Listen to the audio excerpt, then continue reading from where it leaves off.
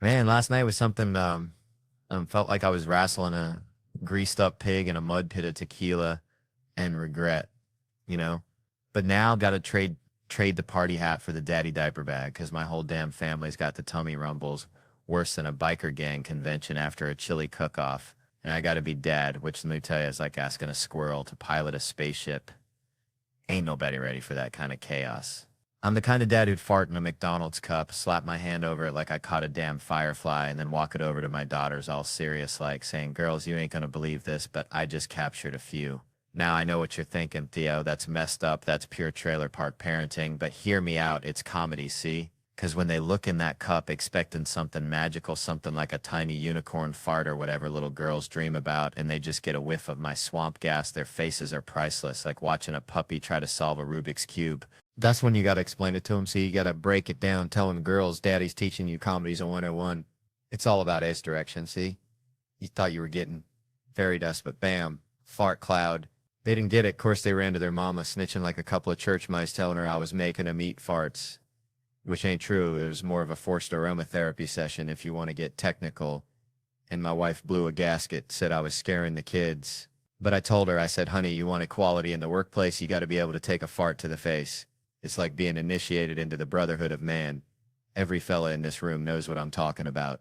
But the best part, next morning, my youngest, that little hellion, is straddling my neck, trying to suffocate me with her tiny, slobbery self, while my older one's standing by, all innocent like, saying, "Daddy, wake up, we got a joke for you." I open my eyes, half expecting to see they found my grandpa's old hunting rifle or something, but no, the little ankle biter says, "Guess what's in my hand?" And I'm panicking, right? But then it dawns on me, every dad knows what's in her hand. It's the universal weapon of childhood.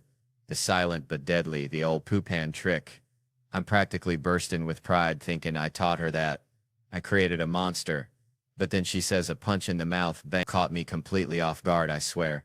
I made a face like a basset hound that just got handed a lemon, and the two of them just lost it, rolling on the floor, laughing harder than hyenas at a tickle fight, until they realized I wasn't laughing. See, my girls, they got a sick sense of humor. I'm talking Dark Ages level of twisted. It's like they're being raised by a pack of raccoons who moonlight as stand-up comedians. All right. So, listen, I was back home in Louisiana last summer, right? Visiting my mama, bless her heart. She's got this chihuahua named Killer. Thinks he's a dang Rottweiler. Always nipping at my ankles. Makes you want to punt him into next Tuesday. Anyway, Mama's watching this award show, and they're giving some dude an award. I think it was for selling insurance or something, but it got me thinking about Kevin Hart. Yeah, Kevin Hart. That little dude with the big heart. Ain't that a country song title? Wait, what was I saying? Oh yeah, Kevin. See, there's guys out there like Jerry Seinfeld, great dudes, funny as all get out, wearing the crown of comedy. And let me tell you, that crown ain't no Burger King paper hat. It's heavy, man, like Mama's cast iron skillet after she's cooked a whole mess of catfish, you know? But Kevin, he wears it like a ball cap backwards, like he's still running the bases. And that dude, he's sold 500 million tickets. That's more than people at a Walmart on Black Friday. I tell you what, that's biblical. That's Noah's Ark full of people watching him. And I check because that's how I do. I get my facts straight like a Baptist preacher, and he ain't just funny. He's a good dude, helps people out, goes back to Philly, which, let's be honest, takes guts. It's like wrestling a gator, you know, but he does it, and he probably feels like trash sometimes. We all do. Like that time I ate a whole bag of gas station sushi, but you'd never know it. Never see him fate. See, I wish he was there when I got my dang trophy. He's one of the greatest men I've ever met. It's like, I'm honored to know him, like meeting Dolly Parton, only funnier and with better abs, probably. And that's the truth. Even if it is like a fever dream after a crawfish boil. All right. Now, so boom, let me tell you something. Grew up down in Little Ranger, all right? Smallest town you ever did see. Except maybe for that time I saw a cat here in a tiny cowboy hat in a dollhouse. Smaller than that even. And there was this fella, Billy Bob, no relation to Thornton's or whatnot. But this Billy Bob thought he was Bruce Lee, even though he looked more like a possum trying to do the splits. Anyway, Billy Bob was all about martial arts, always saying it was the only way to know which style was the real deal. Like figuring out if Tabasco sauce really goes on ice cream, some things you just gotta try.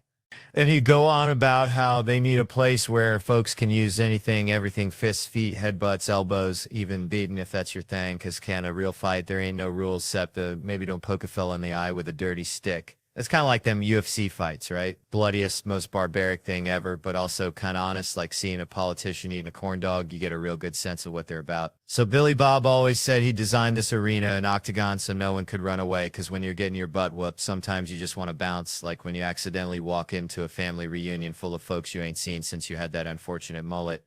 Man, this year's been like one long slip and slide fueled by lukewarm natty light and regret, you know? Went to this joint last felt like walking into a therapy session disguised as happy hour, some fella nurse in a blue moon, 2 orange slices dangling like sad little Christmas ornaments.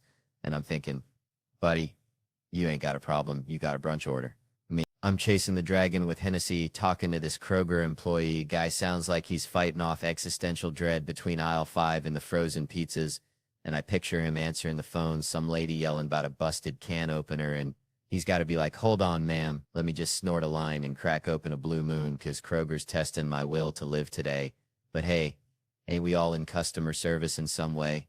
A doctor's just selling you a few more laps on the carousel. I'm here slinging jokes like day-old donuts. And even that raccoon rummaging through your trash is providing a service. Just a real niche market, see? We're all just trying to keep the lights on. One awkward human interaction and questionable beverage at a time.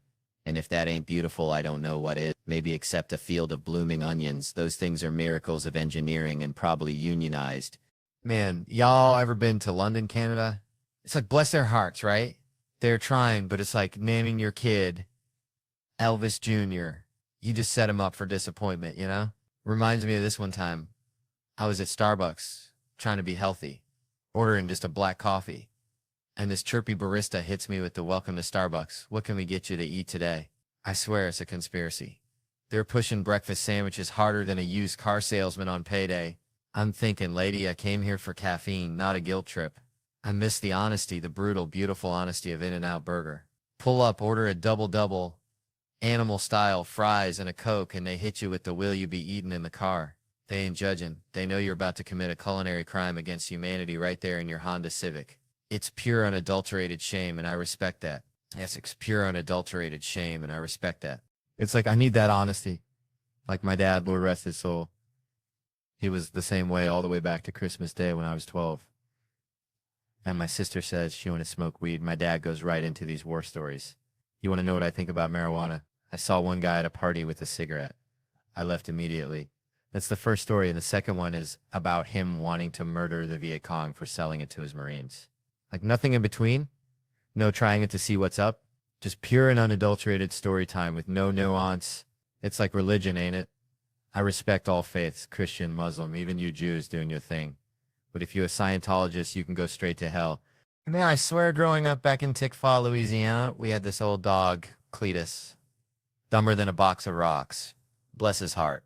Cletus used to chase his tail so hard he'd spin himself right into the damn ditch. You know, like those folks who just got to get kicked in the face because they watch the foot come in. Like Cletus saw that tail and you know he'd bite it again. Reminds me of this dude I saw getting booted, right? He looked at us after like, did y'all see that? Needed validation for being an idiot. Now, I ain't one for kicking. I'm a fist kind of guy unless, hear me out, unless you start stretching before a fight. You stretching them out. Man, back in Shreveport, we had this drinking crew, real deal redneck poetry slam. You know, me, Mark, Sam, and this dude, Soder, who looked like if a scarecrow and a golden retriever had a baby. And then there was Nate, bless his heart. Nate could only book gigs at this place near Broadway, like the armpit of the New York comedy scene. They call it the world, like a Walmart greeter directing you to enlightenment. And he'd be doing unpaid sets at 11 p.m. while they're charging cover. This is like prehistoric comedy days, like finding a fossilized microphone. And this is before Soder was selling out stadiums. Wild, right? Anyway, the world was basically the Broadway comedy club's ugly stepsister. Like they'd be advertising Dave Chappelle's here tonight, knowing full well Dave was probably at home eating a gourmet grilled cheese. And one time I swear they tried to pitch me Tina Fey was going to do stand-up. Like, who are you trying to fool? You think she just ditches 30 Rock for this? And the mural on the wall was like a fever dream painted by someone on Bad Shrimp. But the real kicker, they served fake alcohol, like the kind made from corn syrup they sell near schools, because they don't have a real liquor license. It's like trying to get drunk off communion wine, which, thinking about it, is probably worse. And it was 12% strength. You know, order a vodka tonic and you're basically getting a grape soda with a buzz. I even got spat on at that joint, like full-on loogie warfare. I was roasting this dude in the front row, felt like I was talking to a donkey, and he just lets loose right on my chest. But bless those sassy Hispanic waitresses, they jumped in front of me like I was El Chapo. They were ready to throw down. And Chris Murphy, the man's a saint. He walked me out like I was fragile, said he's waiting for you, pal. And the first threesome I ever had was a direct result of getting spat on, though. 2 girls in Philly saw what happened, said, screw that guy. Come on, let's go drink. So we went out drinking, had a threesome. The details aren't fit for conversation, but you get the idea. It was a different kind of spitting story, let's just say. And my cousin, he's a simple guy. He says, you left with those 2 chicks. I said, yeah. And he says, I gotta start getting spat on more often. That's when you know you had a good night. You know, when even getting assaulted turns into a win, like finding a $20 bill in your old jeans, only it's covered in saliva and questionable life choices. All right. Settle down, y'all. Let me tell you something. Grew up in a town so small. The high school mascot was a question mark. Seriously, just a big old question mark on the field. People were confused. Even the cheerleaders were like, what are we cheering for? Uncertainty. It reminds me of this time my buddy Earl, bless his heart, tried to impress this girl by saying he was film Wedding Ring or 2 before the first one even hit theaters. Like telling people you already got a platinum membership to Beyonce's Beehive plus a +1 with Lamar Odom. Back when he was still rocking princess cut she jeans, which by the way is a crime against fashion, worse than Floyd Mayweather and them damn cowboy boots. Somebody lock that man up. Stylist needs to be fired, or 2 Chainz showing up to court in a suit. Some things are just inherently wrong, like my Aunt Brenda's attempt to get on a reality show called Straight from the Heart, pushing past me like a damn offensive lineman to get in front of the camera, saying hi from the heart while I'm trying to explain the earth is not flat. But somehow Rihanna getting kicked off Instagram for too much skin is somehow supposed to be acceptable. That's like banishing Waffle House from World Star Hip Hop. Ruins the whole damn site, but honestly, I'd pay $1 million just to see her. Well, you know, again, for the first time, but also knowing it's still Rihanna. So that brings me back to these co-stars I've been working with over the years. All of them except The Rock, that is, and The Rock hasn't helped one damn bit. Steve, I'm looking at you. You ain't gonna help nobody except the inmates, Stevie. What is wrong with you? You look like you shop at the velvet sweatsuit store next door to Nacho Dick Emporium.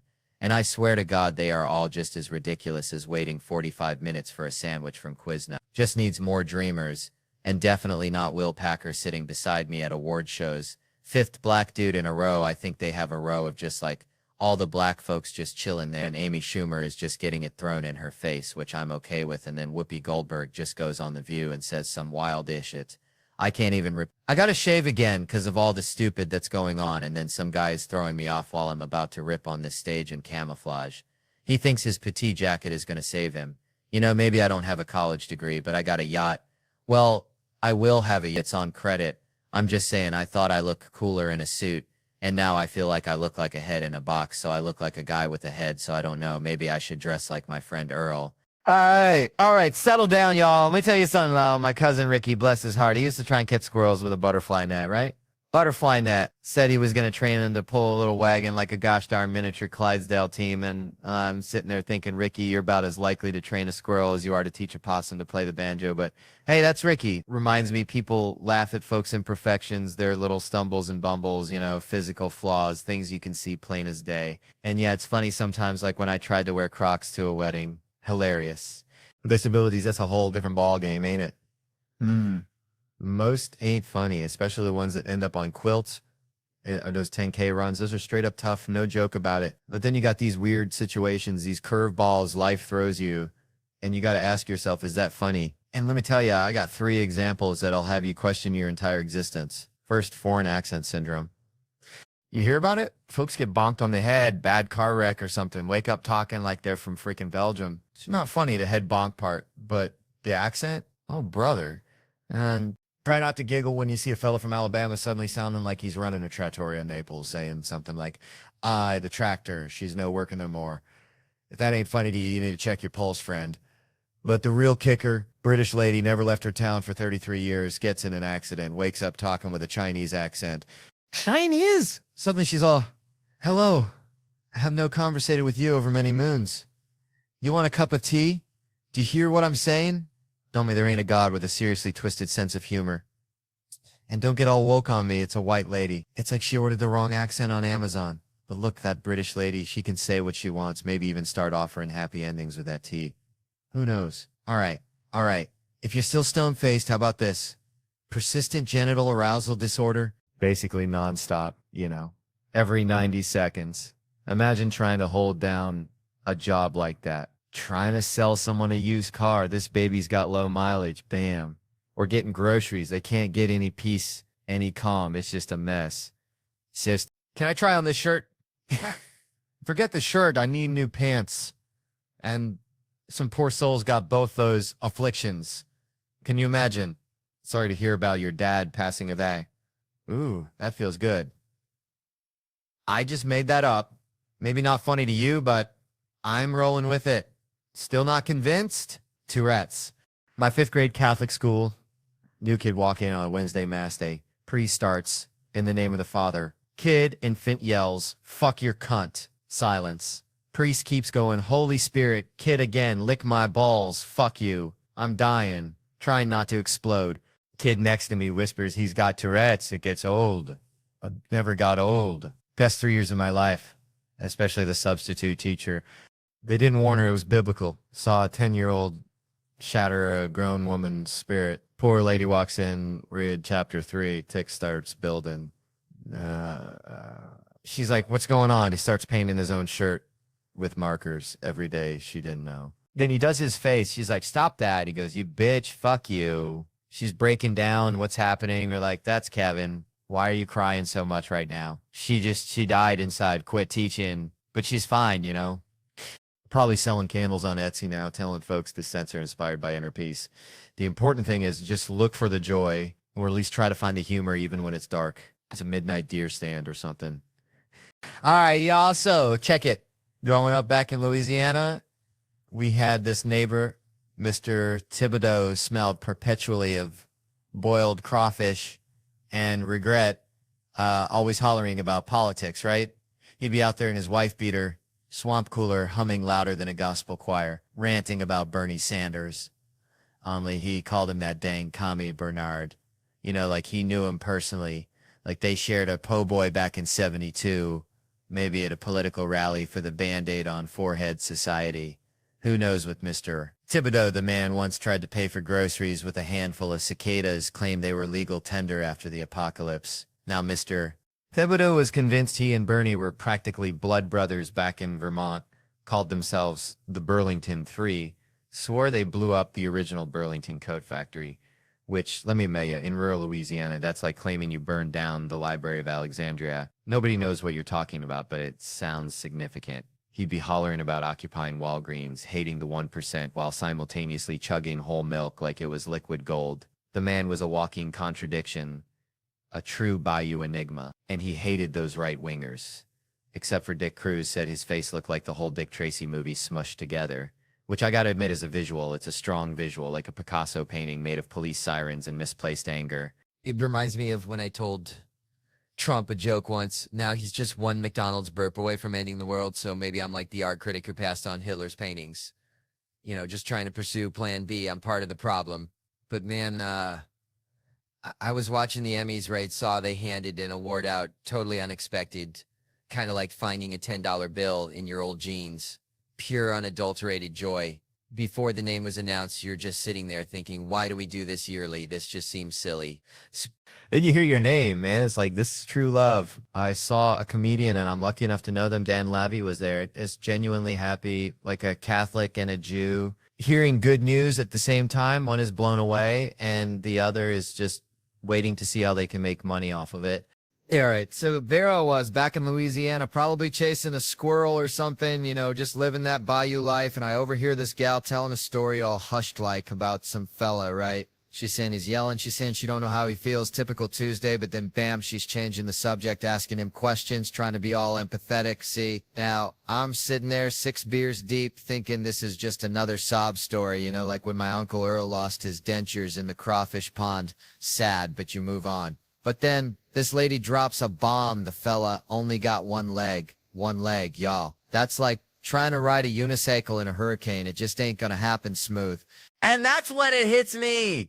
This gal was hiding the leg situation. Like she was trying to sell a used car with a busted engine, just glossing over the details, Suddenly, I'm picturing this poor dude back at his place, and I ain't gonna lie, my brain went to a dark place. like one of them back roads you ain't supposed to drive down after midnight.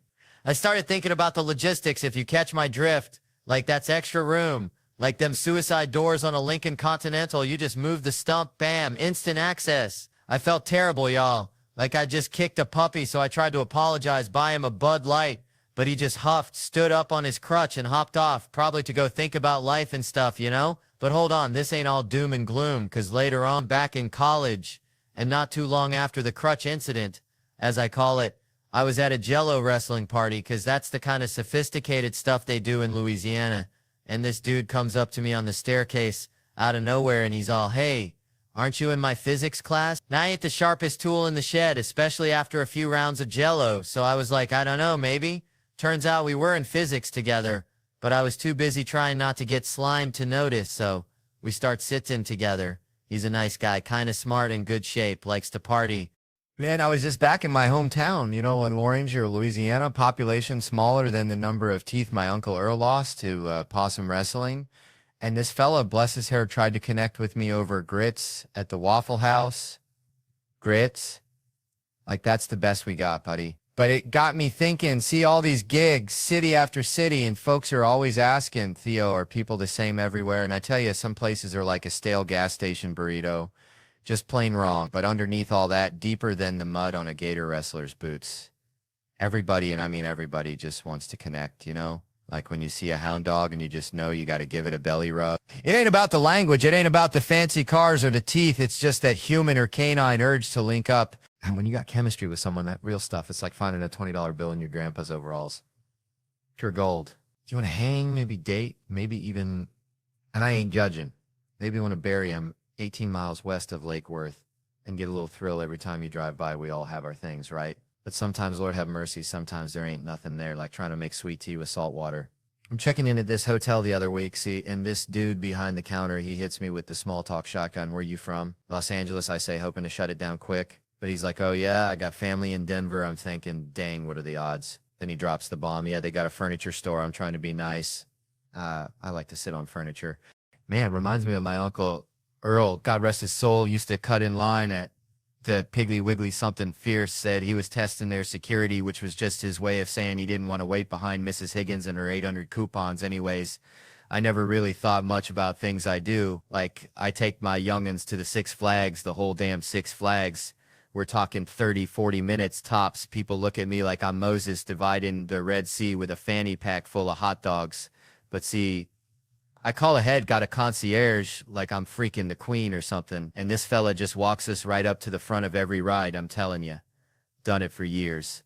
And I gotta tell my kids, look here, this ain't charity, this ain't some kind of Willy Wonka golden ticket situation. This is your old man worked harder than a one-legged cat in a sandbox to get us to the front of these here lines. But there's rules. See, stricter than my grandma's Baptist potluck, rule number 1. And this is paramount. We're strolling past these folks who've been waiting longer than a possum in a pear tree. You do not, and I repeat, do not make eye contact with these heathens. You hear me? Look straight ahead, like you're riding a Clydesdale towards the gates of heaven. Don't glance left, don't glance right, because these folks, they're going to unleash the hounds of hell with their words. They're going to say, "I look like I smell a wet dog," and regret. They're going to say things about you that'll make you want to join the Amish. But you ignore it. You just let that negativity roll off you like water off a duck's back, because here's the truth, son. When we're back in the Yukon headed home, we ain't never going to see these poor souls again. They're going to be stuck in that line, hotter than a jalapeno in July. Probably still arguing about whether the guy with the Mickey Mouse ears cut him off, and honestly, they're probably going to be in a line for the rest of their lives. Ain't that something? Just a line, folks, just a line. All right, settle down, y'all. Let me mail you something. Grew up in this town, see, smaller than a gnat's patootie, where the biggest excitement was when the Dollar General got a new shipment of off-brand cheese puffs. My mama, bless her heart, she used to say I had the social skills of a feral cat, which fair enough, because I preferred hanging with the stray dogs down by the creek, trying to teach them Shakespeare, because, you know, even mutts deserve a little culture. One time, I swear, I saw Old Blue, hound dog, with one ear missing. I swear he almost understood Hamlet's soliloquy, or maybe he just wanted a biscuit. Hard to tell with dogs. They're kind of like politicians, always looking for something. But see, that's how I always been. Connecting dots that ain't even close to each other, like trying to make a gourmet meal out of roadkill and ketchup packets, which, by the way, I actually tried once, don't recommend it. Anyway, All that to say, folks are always asking, Theo, how do you do it? How do you find the funny in everyday life? And I tell them it's like finding a four-leaf clover in a cow pasture. You got to wade through a whole lot of crap first. Which brings me to this thing about like people feeling disconnected. Like they're wandering through life wearing socks with sandals, just completely missing the mark, you know? See, we're all just searching for something, a connection, a purpose, maybe just a decent Wi-Fi signal, but we get so caught up in the noise, the Instagram filters and the political arguments that sound like two squirrels fighting over a walnut. We forget to look around and see the actual real deal beauty, the goofy, imperfect, beautifully flawed human connections all around us. And we're so caught up in trying to be somebody else. Some Instagram influencer with a butt the size of a small car and a life that's probably as fake as a $3 bill, that we miss out on the chance to be ourselves, warts and all. Because let me tell you something, those warts, those flaws, those weird quirks that make you are the things that people actually connect with. That's the four-leaf clover. That's the good stuff. That's what makes life worth living. Even if you are wearing socks with sandals. And maybe, just maybe, especially if you are, because hey, at least you're comfortable. And that's more than most people can say. And at the end of the day, ain't that what it's all about? Being comfortable in your own skin, even if it's covered in mosquito bites and smells faintly of fertilizer. Just own it. Be you. Be weird. Be wonderful. And for the love of Pete, stop taking selfies with duck faces. Nobody wants to see that, unless you're actually a duck. Then go wild. Quack it up, baby. Quack it up. Man, let me tell you something. Growing up in Louisiana, we had this neighbor, Mr. Thibodeau, smelled like catfish bait and regret, always wearing a wife beater, even at church, right? Anyway, old Thibodeau, he thought he was a comedian, told jokes that would make a scarecrow blush, but he had this one about a crawfish walking into a bar. Nah, I ain't telling it. It's terrible. But it reminds me, people are getting so touchy these days. Like, my country's going plumb crazy. You know, Bryan Cranston, that Breaking Bad dude, he played a paralyzed fella in a movie and folks got all riled up saying, why ain't a real paralyzed dude playing it? Like, hello, it's called AC Techting, you dummies. Imagine a paralyzed dude trying to act paralyzed. That's just being still and reading lines. That ain't no performance. Reminds me of my buddy Bill. He's been doing all right for himself, you know? He was in this Pete Davidson movie. Says he didn't get fired, could get cut. You never know, but seems like it went great.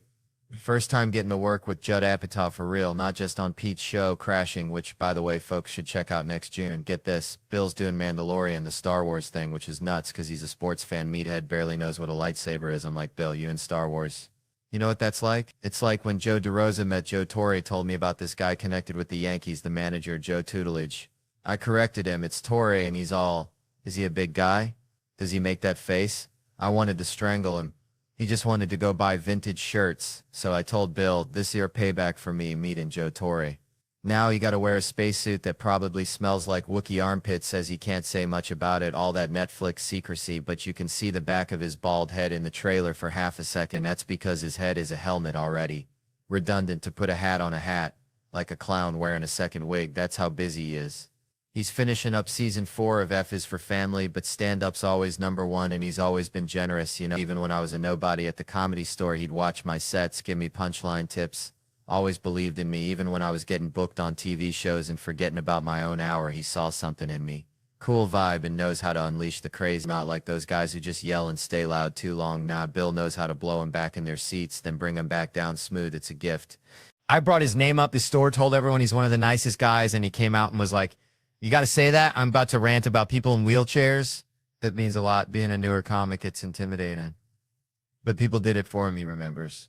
Like Dave Chappelle told him something funny back in the early 2000s. He held on to that like a life raft in the comedy condos and hell rooms for years. Dave thinks I'm funny, he'd tell himself, kept him going. Even in the green room broom closets on the road, Bill said he was funny, carried him through those weekends.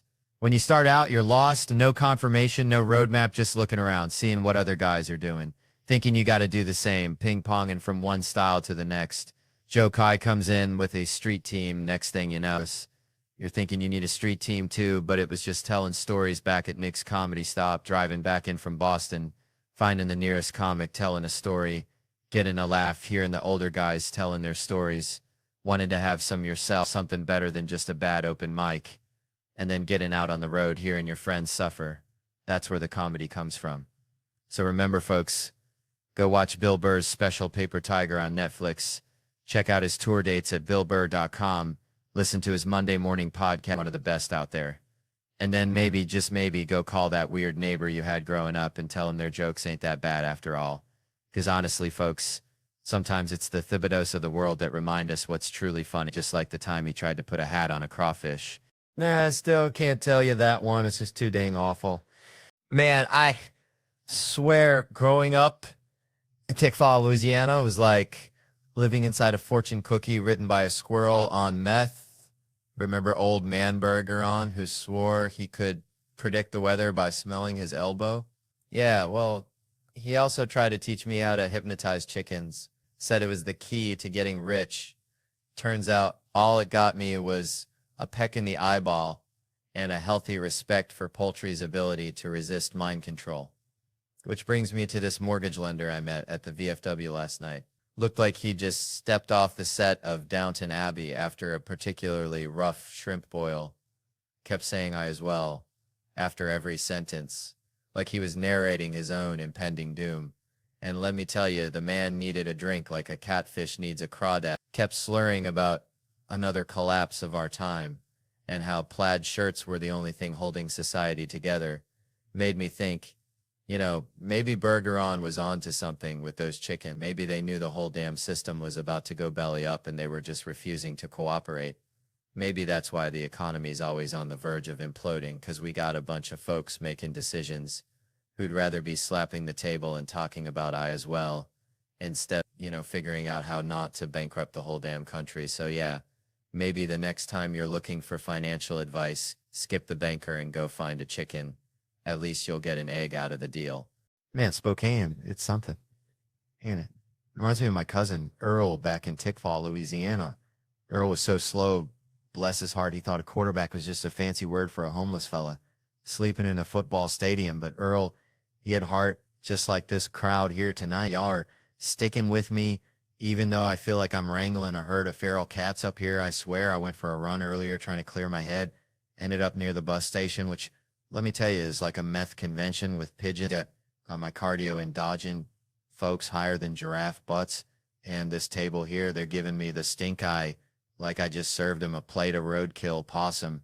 I saw them shaking their heads like 9 times. I got a sixth sense for that kind of thing. Maybe they didn't Google, which is my favorite. People show up thinking I'm going to be all Mr. Rogers in a sweater, then bam, dead baby jokes galore. And they're all like, well, this ain't for us. Like they wandered into a cockfight by accident. Who does that? I ain't never gone to a movie blind. Like, whatever's planned. It'll be a spiritual experience. That's wild. And you brought your friends. Like, hey, y'all want to see this comedian I found under a rock? Now your friends are reconsidering the entire French, feeling like they've been dragged to a hog killing after prom night. I'm killing for maybe half this crowd, which statistically makes this the worst audience of the entire weekend. But hey, it's a holiday show. I'm getting paid that sweet, sweet holiday dough, so I can't complain too much. Spokane, bless your hearts. Y'all buy tickets, but then just stare at me like I'm explaining quantum physics to a chicken. You laugh at the pedophile joke, then you get all judgmental. It's a good joke, people. What do you want? For real? What were you expecting? You ain't the best audience member neither, pal, and this ain't even a good crowd, so you're officially the worst of the worst. Congrats. Your husband there, he probably hates that joke too, but I like him better than you, truth be told. I had more fun dodging needles and crazies at the bus station. At least that was a challenge, but honestly, at this point, watching me completely lose my mind on stage is better than the material. How often do you get to see a fella with a Netflix special completely unravel like a cheap sweater at a biker rally? That's something, ain't it? I'm genuinely shocked y'all are still here. I'm actually impressed. Makes me kind of proud. Kind of like watching a 3-legged dog try to win the Kentucky Derby. You ain't gonna win, but damn, you got heart. And sometimes that's all that matters, except maybe a bottle of whiskey and a good cry later tonight. Think I'll go see if Earl's free. All right, folks, let me tell you something. Growing up back in Louisiana, we had this rooster, right? Meanest son of a gun you ever did see. Named him Secretary because he pecked at everything. Even the postman picture that. A rooster hating on official mail delivery makes about as much sense as kale smoothies. Anyway, that rooster was a jerk, just like my luck on the road sometimes. 8 years back, I was a youngin' hitting the sauce a little too hard, stand up in Seattle, trying to woo a girl, but her friend, oh Lord, Every 30 seconds, not interested, then she could do better. Escalating like a bad banjo solo until she drops the bomb. You're very unattractive, and me drunk, I blurt out, get some more Botox, you lizard. Feel bad about that now. Real bad, although truth be told, in the moment, nailed it like shooting a crawdad in a barrel. But she got furious. Or at least I think she did. Botox makes it hard to tell. You know? Then her boyfriend pops me one, deserved it, she was his lizard. And I respected the loyalty. Like a hound dog sticking with its owner even if the owner's wearing Crocs, foreshadowing though. A month later, Cleveland, Ohio, LeBron had just left. City felt like everyone had just found out their chew toy had been recalled. Whole dang economic plan hitched to one dude, 'cause I love Cleveland. Good folks met this older woman after the show. Firecracker, but she's with a dude, just a friend. Valentine's Day though, so you know there's tension thick enough to spread on toast. He's buying me drinks to keep tabs. Me being the kind of guy who'd accept free gas even if it came from a skunk's tank, dude. Goes to the bathroom, I ask her if she wants to ditch, she says yes. And my escape plan. The bar next door. Genius. Pure genius, about as subtle as a herd of water buffalo in a library. We're doing making out. Romantic as a truck stop restroom. Finally ask her if she wants to leave, she says your hotel. So we step outside. And there's the dude missing teeth. Looking like he'd wrestled a badger for a biscuit and lost. Where the fuck do you think you're going? I admit the plan. Gonna bang her and fly back to New York, he says. Fight me first. Suddenly those teeth looking mighty important. I ain't no dummy, ain't ever had sex and thought, man, glad she ain't got teeth. Like who needs applesauce? I go into the hotel, grab me a Macintosh. I tell him I ain't gonna fight. He calls me a pussy. Then she leaves with him. Some weird arrangement, and then this dude in a white sweatsuit like a marshmallow peep escaped from Easter. Not sittin', not standin', just kinda perched. Loudly announces, I wasn't gonna let anything happen to you, claims he polices this. Not a cop, but a vigilante. The white knight drunk me's like, hell yeah, this guy's legit with a name, protects downtown Cleveland. Been stabbed twice, does it 'cause he loves Cleveland. Crazy but loyal, like a squirrel trying to bury a nut in concrete. Horrible trade for LeBron, but loyalty, you know? We stroll past the club, he sees my poster, says he could never do comedy. I say I could never do illegal and strange and alarming. A mutual admiration society asks why I don't have a Valentine. I say life choices and career. He says, me too. We're practically twins. Just one wears pajamas and the other tells dick jokes. He walks me back, says he's coming to the show. Exchanges information 'cause you gotta network even with superheroes. Wake up next morning, hangover the size of Texas. White knight email, gotta be him. Don't know that many, says he can't make the show. Sincerely, your new friend and fan, the White Knight Joshua. Makes me happy. Jews underrepresented as superheroes. Like finding a vegetarian at a barbecue. Emails bounce back, he's like Batman disappearing into the shadows via email. Years pass, then bam, another email. White Knight subject line. I reply, saw you on Conan, he's still out there. Then comes the kicker. He's married with a kid. Living in the suburbs. Traded white knighting for minivans. And soccer practice. Traitor. I tell him I'm in Naples. He says Italy. I say, yeah, guess even superheroes gotta grow up and face the fact that sometimes the real battle is getting the kids to eat their dang vegetables. Ain't that the truth? All right, folks. Let me tell you something. Growing up in Possum Trot, Tennessee, population smaller than a Walmart on a Tuesday night, we didn't have no fancy math groups. No Blue Angels flying high. We just had smart kids and the rest of y'all. And I was definitely hanging out with the rest of y'all. Probably eating a moon pie and trying to figure out why the sky was blue, which, you know, is a deeper question than any algebra equation. I swear it makes you think about stuff like how we're all just dust particles floating in the cosmos, kind of like those folks on Law and Order, always finding dead bodies in New York, which I gotta say I love that show, especially the one where the dude is unloading crates while the detectives are asking him about a triple homicide. Like, sir, your neighbor's been murdered and his cats are missing. And he's like, yeah, Tony Ramirez, Tuesday's box of bananas. I tell you, that reminds me of my Uncle Billy, who wouldn't stop whittling even when a tornado was coming. Said he had a wood spirit to appease anyway. Law and Order's just comfort food.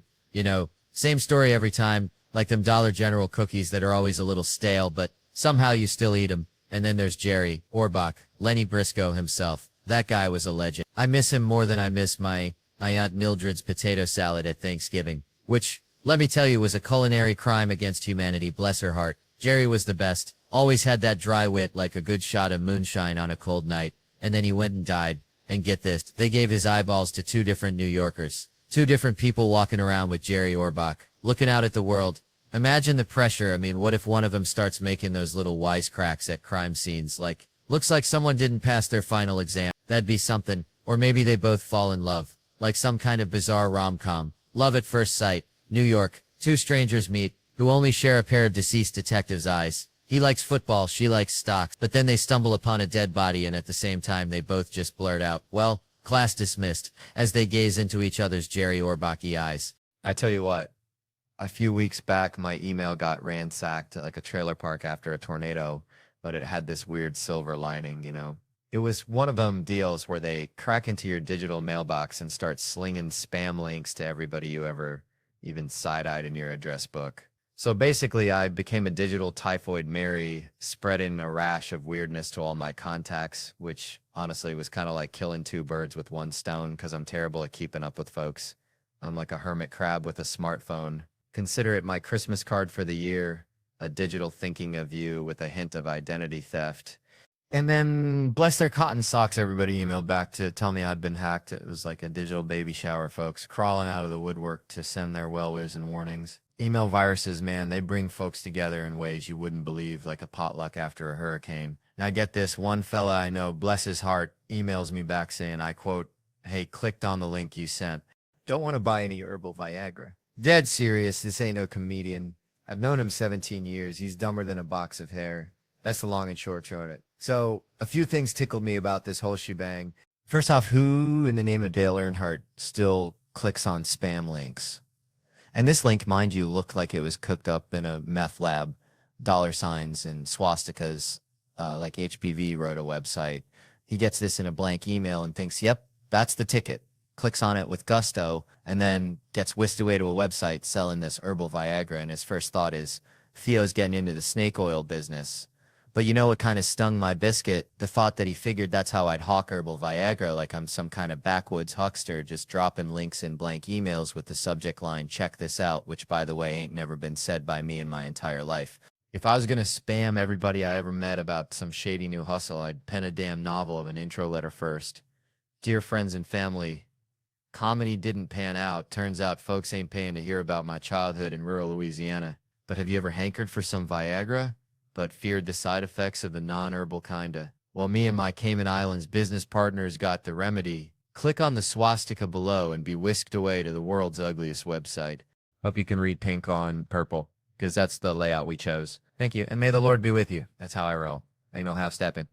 And speaking of time, I crossed the 30-year mark recently, which changes how you watch movies, you know? When I was a rugrat watching action flicks, I'd identify with the hero, the fella trying to save the day. Now, I only relate to the side characters, the ones rolling their eyes in the corner like the dudes who'd have to deal with Spider-Man's dry cleaning. That's where I'm at now. You know who my hero was growing up? Michael J.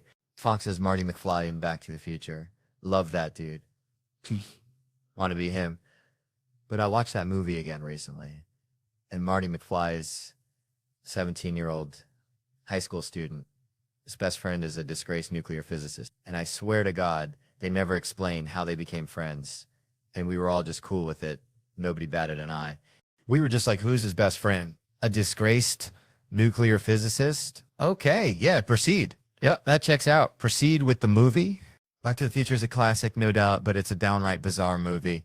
I'm telling you. Imagine the pitch meeting. Two fellas strolling into a movie studio saying, okay, we got an idea for the next big family action movie. It's about a fella named Marty. He's a high school student. Real lazy.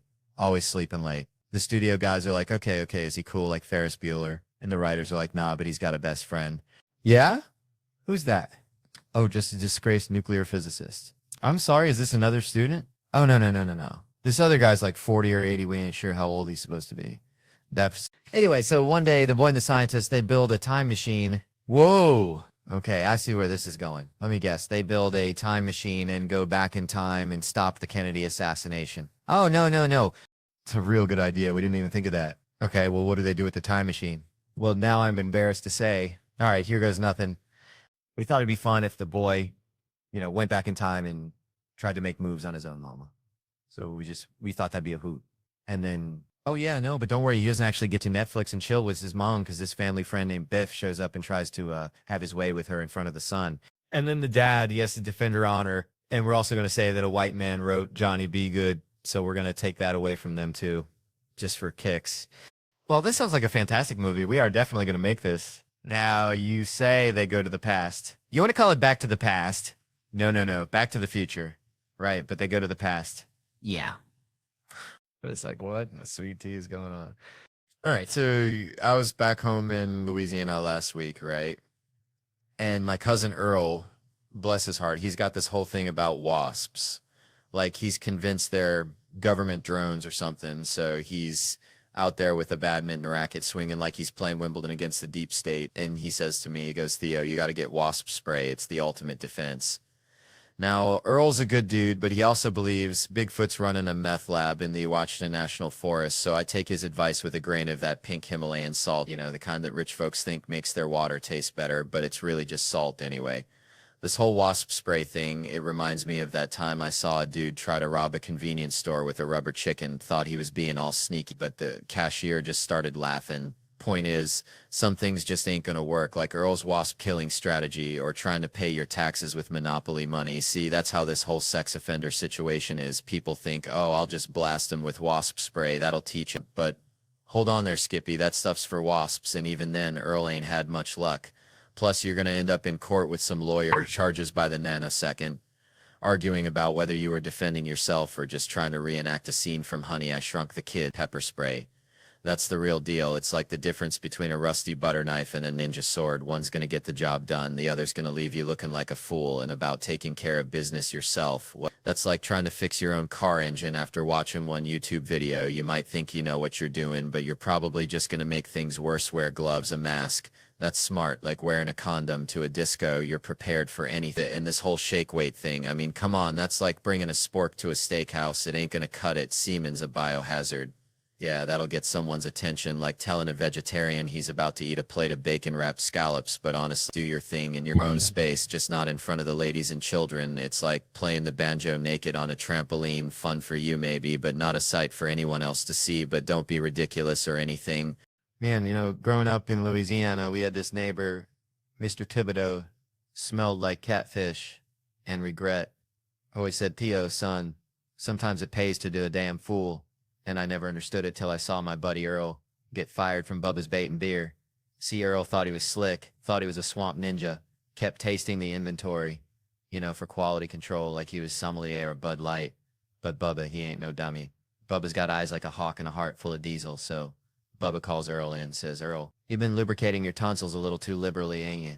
And Earl, bless his pea-picking heart, he says, Bubba, I quit, like he's sticking it to the man. When Bubba was already halfway to writing him up for stealing beer, reminded me of when I tried to sneak out of Sunday school after the sermon about Noah's Ark. Thought I was being all sneaky like a damn raccoon in a hen house. But Miss Gertrude, bless her soul, she caught me by the ear. Said, where you think you going, Theodore? The good Lord sees everything. Which brings me to this whole thing about guys getting rewarded for being, well, less than stellar. Like this dude I saw online, bragging about quitting his job before they could fire him. For, let's just say, unprofessional conduct. Wink, wink. Nudge, nudge. Like he's some kind of rep. A modern-day Robin Hood stealing from the, less fortunate interns. Reminds me of my cousin Ricky who dropped out of community college. 'Cause he said quantum physics was for nerds. Now he's trying to start a gator wrestling business. Says it's the next big thing. People are actually giving him money. Makes you wonder, don't it? Like, are we living in a world where the biggest goofballs get the gold stars? My other buddy's talking about cleaning boats. Claims he's turning his life around, right? Sure you are, bud. More likely he just ran out of bail money. These hangovers in my early 20s used to feel fun. Now every shot of Jack feels like one step closer to becoming a middle-aged guy who cleans boats and blames his daddy for his problems, dang. Man, last night was something, felt like I was wrestling a greased-up pig in a mud pit of tequila and regret, you know? But now gotta trade the party hat for the daddy diaper bag because my whole damn family's got the tummy rumbles worse than a biker gang convention after a chili cook-off. And I gotta be dad, which let me tell you is like asking a squirrel to pilot a spaceship. Ain't nobody ready for that kind of chaos. I'm the kind of dad who'd fart in a McDonald's cup, slap my hand over it like I caught a damn firefly, and then walk it over to my daughters all serious like saying, girls, you ain't gonna believe this, but I just captured a few. Now I know what you're thinking, Theo. That's messed up. That's pure trailer park parenting. But hear me out. It's comedy, see? Because when they look in that cup expecting something magical, something like a tiny unicorn fart or whatever little girls dream about, and they just get a whiff of my swamp gas, their faces are priceless, like watching a puppy try to solve a Rubik's Cube. That's when you got to explain it to them. So you got to break it down, telling girls daddy's teaching you comedy's a 101. It's all about ace direction, see? You thought you were getting fairy dust, but bam, fart cloud. They didn't get it. Of course, they ran to their mama, snitching like a couple of church mice, telling her I was making them eat farts. Which ain't true. It was more of a forced aromatherapy session if you want to get technical. And my wife blew a gasket, said I was scaring the kids. But I told her, I said, honey, you want equality in the workplace, you got to be able to take a fart to the face. It's like being initiated into the brotherhood of man. Every fella in this room knows what I'm talking about. But the best part, next morning, my youngest, that little hellion, is straddling my neck, trying to suffocate me with her tiny, slobbery self, while my older one's standing by, all innocent like, saying, Daddy, wake up, we got a joke for you. I open my eyes, half expecting to see they found my grandpa's old hunting rifle or something, but no, the little ankle biter says, guess what's in my hand, and I'm panicking, right? But then it dawns on me, every dad knows what's in her hand. It's the universal weapon of childhood. The silent but deadly, the old poop-hand trick. I'm practically bursting with pride, thinking I taught her that. I created a monster. But then she says a punch in the mouth bang caught me completely off guard, I swear. I made a face like a basset hound that just got handed a lemon, and the two of them just lost it, rolling on the floor, laughing harder than hyenas at a tickle fight, until they realized I wasn't laughing. See, my girls, they got a sick sense of humor. I'm talking Dark Ages level of twisted. It's like they're being raised by a pack of raccoons who moonlight as stand-up comedians. All right. How we doing tonight? Y'all good? You look good. Even you in the back with that thing you call a shirt. Bless your heart. Reminds me of my cousin Dale. Bless his soul. Always wore shirts, 2 sizes too small. Said he kept his power source contained. Dale was a plumber, and by power source I think he meant his beer gut and the methane factory behind it. Anyway, Dale also loved those true crime shows, the ones about guys who, well, let's just say their power source was pointed in a different direction, you know? It's wild, right? These ladies out are glued to these shows about dudes doing unspeakable things, things that make a honey badger blush, but then you'll go walk alone in the dark listening to true crime podcasts like you're researching your own demise. It's like watching a documentary about bear attacks and then going camping with nothing but a harmonica and a dream. Now, me, I saw one of them shows about a guy terrorizing joggers at dawn, and I haven't jogged since. I'm talking flat out retired from the whole dang exercise scene. You try to get me on a treadmill now, I'll look at you like you just asked me to wrestle a gator in my underwear. It's all bench press and protect the posterior from here on out, boys. Don't forget that rowing machine. That's just begging for trouble. Out there looking all vulnerable. Can you imagine the headline? Theo, renowned intellectual and connoisseur of gas station sushi, assaulted on rowing machine. No, sir, not on my watch. Ah, you bet your sweet bippy if some creep's chasing me in the park, stark naked and fueled by pure malice. I'm not just jogging, I'm entering the dang Olympics. Usain Bolt levels of speed, high knees and all. That's right, Schultz wasn't jogging in the park at night, son. He was auditioning for the Fast and the Furious with 7. Oh, man. All right. So, listen, I was thinking about my Uncle Dale. Bless his heart, used to train squirrels to water ski, ain't kidding. Little league skis. Garden hose rigged up to a kiddie pool. Pure Louisiana genius right there. But that ain't the story. Nope, it's like, remember them old gas station attendants? The ones who checked your oil and kicked the tires? That's how I feel sometimes trying to piece together this whole abortion doctor situation. Like, how do you end up there, you know? Is there some kind of career day where they hand out pamphlets saying, want to work with tiny humans, but like not really? I mean, what's the graduation speech like? Go forth and prosper. But maybe not. Listen, I ain't judging, just asking questions like a possum looking at a shiny hubcap. Pure curiosity, I dig. But seriously, let me give a shout out to this Helium Club in St. Louis. Feels like home here, better than my grandma's chitlins. And you gotta support real comedy, not just that TikTok garbage, cause I got some buddies coming through. Brian Cowan, Tony Hinchcliffe, these boys are sharper than a badger's claw. But listen, my boy Tom Segura, he's been having a rough time, arthritis of the jaw. Can you believe that? From eating too much, too fast, like a damn garbage disposal choking on a Thanksgiving turkey. Doctors wired his jaw shut. Poor fellow looking like a mumbling woodpecker, can't even tell jokes, gotta slurp his gumbo through a straw in those keto protein bars.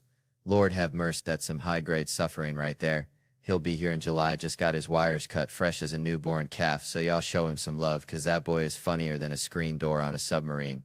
So raise your glass to Tom Segura. May his jaw heal quick and his jokes land harder than a wet sack of flour. All right, settle down, y'all. Let me tell you something. Reminds me of the time my cousin, Skeeter, tried to train a squirrel to water ski on Lake Pontchartrain. Real deal. Skeeter was convinced he could make this squirrel a star, had this whole contraption rigged up with toothpicks and a tiny styrofoam board looking like something out of Honey, I Shrunk the Kids. Now, Skeeter, bless his heart, ain't exactly men's material, more like a box of rocks with a mullet, but he's got this unwavering belief in the absurd, you know? Anyway, this squirrel named Nutsy, by the way, because Skeeter ain't exactly creative either, just kept swimming back to shore looking at Skeeter like he was speaking Martian. Skeeter got frustrated, started yelling at the squirrel, "Hold on tight, Nutsy, you gotta commit." Made me think about these comedians getting booed off stage, feeling like that squirrel just wanted out of there, looking at the crowd like y'all speaking Martian or something. See, there's something primal about stand-up. It's like bare-knuckle fighting with words. You gotta walk out there naked as a jaybird and tell a room full of strangers that you're funnier than they are. Man, let me tell you, back in Tickfall, Louisiana, we had this fella, Cletus, thought he was a dang rooster, crowed every morning at 4 a.m. sharp, woke up the whole dang town. But seeing these old photos reminded me of something equally bizarre, you know? Like here I am looking all young and spry with Simon Rich and America Ferrera, writing these dirty sketches for SNL, practically living in that writer's room, fueled by stale coffee and desperation. It was like wrangling a greased pig at a church picnic. I swear Seth Meyers would pop his head in like a curious raccoon, peeking into your trash can. Then he'd give us that, no look. You know, that polite but soul-crushing disapproval only a head writer can deliver. We even cooked up a Thanksgiving card with a picture of us, looking all festive and innocent, said Happy Thanksgiving Seth on the front. Then you open it up and it just says we each other. Real classy stuff, reminded me of the time I tried to teach my hound dog Blue to play poker. Didn't work out too well, he kept eating the chips. Anyway, seeing that drag brunch sketch written by this comedic genius named James Anderson. Funniest dude I ever met. No offense to Cletus the Rooster. This guy was a goddamn comedy savant. He'd waltz into the rewrite room oblivious to what we'd been slaving over for hours and drop some truth bomb joke that was funnier than everything we had combined. Pure funny bones. I tell ya, like he was hooked up to some divine comedic mainframe, just spouting perpsies and comedic gold. Being in that sketch wearing heels on concrete felt like walking on hot coals after a Sunday service at the Pentecostal church. Shout out to the costume department though, they worked them heels low and stable, they judged based. So there's no tears in the hips cause you know, as a modern comedian I can't be falling. Gave me a whole new appreciation for drag queens. And for finally just saying, come on, let's get a cab even if Uber's 4 minutes away. Made me feel like a calf just took its first dang steps. All wobbly and disoriented, you know, and Diner Lops, that sketch was like a fever dream. I had after eating too many crawfish etouffee back in Louisiana, wrote it in college when I was the head of writing. Imagine that, me, a responsible adultish human, leading a room full of writers. Who'd have thought it, but I was like, nah, I'm saving it, like holding on to a winning lottery ticket, waiting for the right moment. The host was supposed to be Galifianakis, but man, Keenan took that and elevated it. And Les Mis as a child, oh lordy, I was in. It had drama, love, death, all the good stuff. And we turned it into a lobster's lament, how could you not?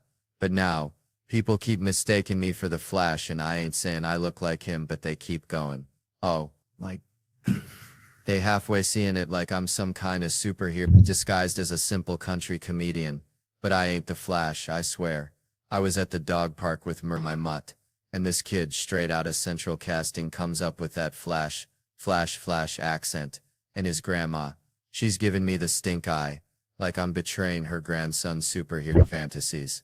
Then some fella comes up, says he's a fan of my stand-up right at that moment. Just perfect timing, and the grandma's face drops. Pure disgust, it was like watching a souffle deflate. She shook her head like I was a fraud. No, you are not the Flash, like I'd personally stolen Christmas. So I get home, tell my wife Anna, this whole saga, and she just looks about deadpan and says, so let me get this straight. Your two problems are that a fan said he likes your work, and that people think you look like a 25-year-old handsome actor. Who, by the way, you don't look like women, man, they always cut straight to the heart of the matter. Makes you wonder if she's secretly the Flash too, or maybe even Cletus the Rooster in disguise, crowing at me in the morning with a different kind of, oh. All right, so I was down in Loringer Louisiana, see, back when the only thing hotter than the humidity was my aunt Shirley's perm after bingo night. And I swear we had this neighbor, Earlake, who claimed he could talk to squirrels, like full on conversations. And Earl, bless his heart, he ran a boat cleaning business, but only in Tampa, Florida, because he said the squirrels there gave him the best business leads, which now that I think about it, might be as believable as cleaning boats in Tampa, but hey, at least it ain't as crazy as my buddy over here selling serial killer tour maps. Like, here's where Dahmer got his dry cleaning done. Real dark tourist stuff, you know. Speaking of dark, my other buddy here reminds me of Gerard Depardieu. Like, the man could be wrestling a bear while eating a wheel of brie, just living life to the fullest. Which brings me to the point. See, if these two fellas were going to get their lives told in a movie, it'd be like casting Zac Efron as one of them, all chiseled and ready to rise, and Ethan Suplee as the other, kind of mirroring their style, yeah. Now back when Ethan Suplee was still in his prime, before all the weight loss, before he could show off his shoulders on Baywatch. And let me tell you, these boys here, their lives, it's like a breakfast of champions. All right, more like coffee, burger, powerlifting, pizza, coffee, chicken wings, and podcasts. Italian food and edibles, and never-ending edible sleep, a breakfast sandwich versus an Italian turkey with extra meat, like spicy Italian at Subway, but with turkey and ham. You know, put these fellas in a horror movie, it'd be all suck and stick or scream and run. But honestly, they do the opposite of what they're told, screaming as loud as possible, running like hell, until it starts attacking and the other one is there. You know what? That's how it would go, I promise. If we raided their fridge right now, we'd find mayo, Kool-Aid, and Diet Coke, pizza, beer, and Diet Coke, a whole damn ecosystem of questionable choices. And who'd be the first to take a sip? Definitely me. I'd be like, there's got to be some alcohol in this, right? Hey, have you had a drink? Let me drink your piss. I hope you learned something about the power of friendship, because we sure did. And you can find my wilderness antics on Netflix. The Cabin. All right, so next time you and your friends are in the woods just trying to chill, remember, if you happen across a bunch of pissed off squirrels, there is definitely an Earl nearby. All right, so I went down to pick up my boomsticks, right? 2 of them. Kind of like that time me and Earl tried to catch a greased pig at the county fair. Only way more mowers. Had a shotgun too, but busted it the first day. Bless its heart. Thought I was getting that ka-chunk model, the one like in them westerns, but the fella done sold me the punt. Like a disappointed fart, you know? So I get there. This dude, Kevin, looks like a librarian who wrestled gators in his spare time. Tells me, Theo, brother, can't give you your pew-pews. I'm like, say what now, Kevin? He drops the bombshell. Paperwork's all jacked up. Bills in your wife's name. Trucks in the company's name. You're a ghost, son.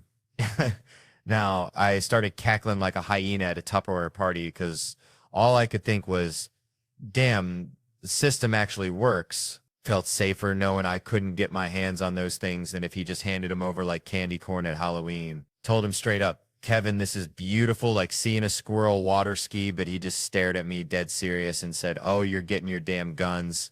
Suddenly felt like I was eating grits with a fork. Something just ain't right. Turns out Kevin, bless his heart, had a workaround. Called up my lovely bride. Told her to print out a blank lease. Write that I was renting a broom closet from her. Fax it over, and bam, problem solved. She about died laughing, said the place was booked solid with her imaginary yoga instructors. But she sent it anyway. Gotta love that woman. Got my guns. Love 'em like a stray dog. Loves a belly rub. See a gun in a movie.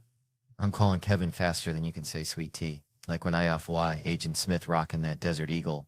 I had to have it. Kevin said California ain't playing that 50 caliber game, but he'd hook me up with a 40 and a workaround, bless his soul, and then tried to upsell me on an AR-15. Now, I ain't saying I'm irresponsible, but I did lose my Glock in the shower for 9 days. Felt like I'd lost a tooth or something. My wife, bless her heart, heard AR-15 and came storming in like a honey badger on bath salts, yelling, is that some bitch trying to sell you another one of them? Killing machines. I told Kevin I ain't going to be part of the problem. I'm going to be the dang solution. No more lost guns, no more scared kids, just my Desert Eagle and a shotgun. She says that's the man I married, like I just cured cancer or something. Kevin asks if he's on speaker and then proceeds to tell me, in the event of an apocalypse, an AR-15 is the only way to protect my family. Like, Civ 6 are going to give a dang about my southern charm. I couldn't help myself, I swear. I asked if he could get one with a bump stock. My wife promptly canceled my lease faster than a catfish can swallow a cricket. Guess I'll be sleeping in the doghouse with old Blue tonight. Man, I swear to y'all, my niece, bless her heart, she's got a mind like a bag of hammers, you know? Like if you hang around her too long, you start thinking with your elbows, real talk. So we went on this family trip this summer, right? First morning, we're all chowing down on breakfast, and Isla, this little firecracker, she strolls in 5 minutes late, plops down, stares me dead in the eye, and says, "Hey, big boy, what'd you dream about last night, huh?" Now everybody at the table is looking at each other like we're witnessing a Bigfoot signing autographs because she thinks we're all living in the same nightly sitcom, like some kind of synchronized sleeping deal, you know? She's 12 years old, and for 12 years she thought we were getting the same dream program every night like it's freaking must-see TV, sponsored by Ambien. But then I'm sitting across from her thinking, hold on, what if she's on to something? What if she cracked the code and we're all just characters in her subconscious Netflix original? So I lean in all conspiratorial, hey, did you dream that I was locked in a trunk wearing a banana hammock and singing Dolly Parton? My wife shoots me this look that could curdle milk like I just revealed the ending of The Sixth Sense at a funeral, and Isla kicks me under the table. I'll talk to you after breakfast, Uncle Theo, all serious like she's debriefing a secret agent after a mission gone sideways. Later that day, we're heading out for some snorkel action, cruising on the boat, and I see Isla gazing off at the horizon, looking all pensive. She's pondering the mysteries of the universe, you know, a real Kodak moment. So I sidle up, ready for that heartwarming parent-child connection. Hey, baby girl, what you thinking about? She turns around, eyes all lit up, and goes, we should get tattoos. I swear sometimes I think this kid eats nails for breakfast. Man, let me tell you something. Growing up in Louisiana, we had this fella, Bobby Ray, could talk the chrome off a trailer hitch, bless his heart.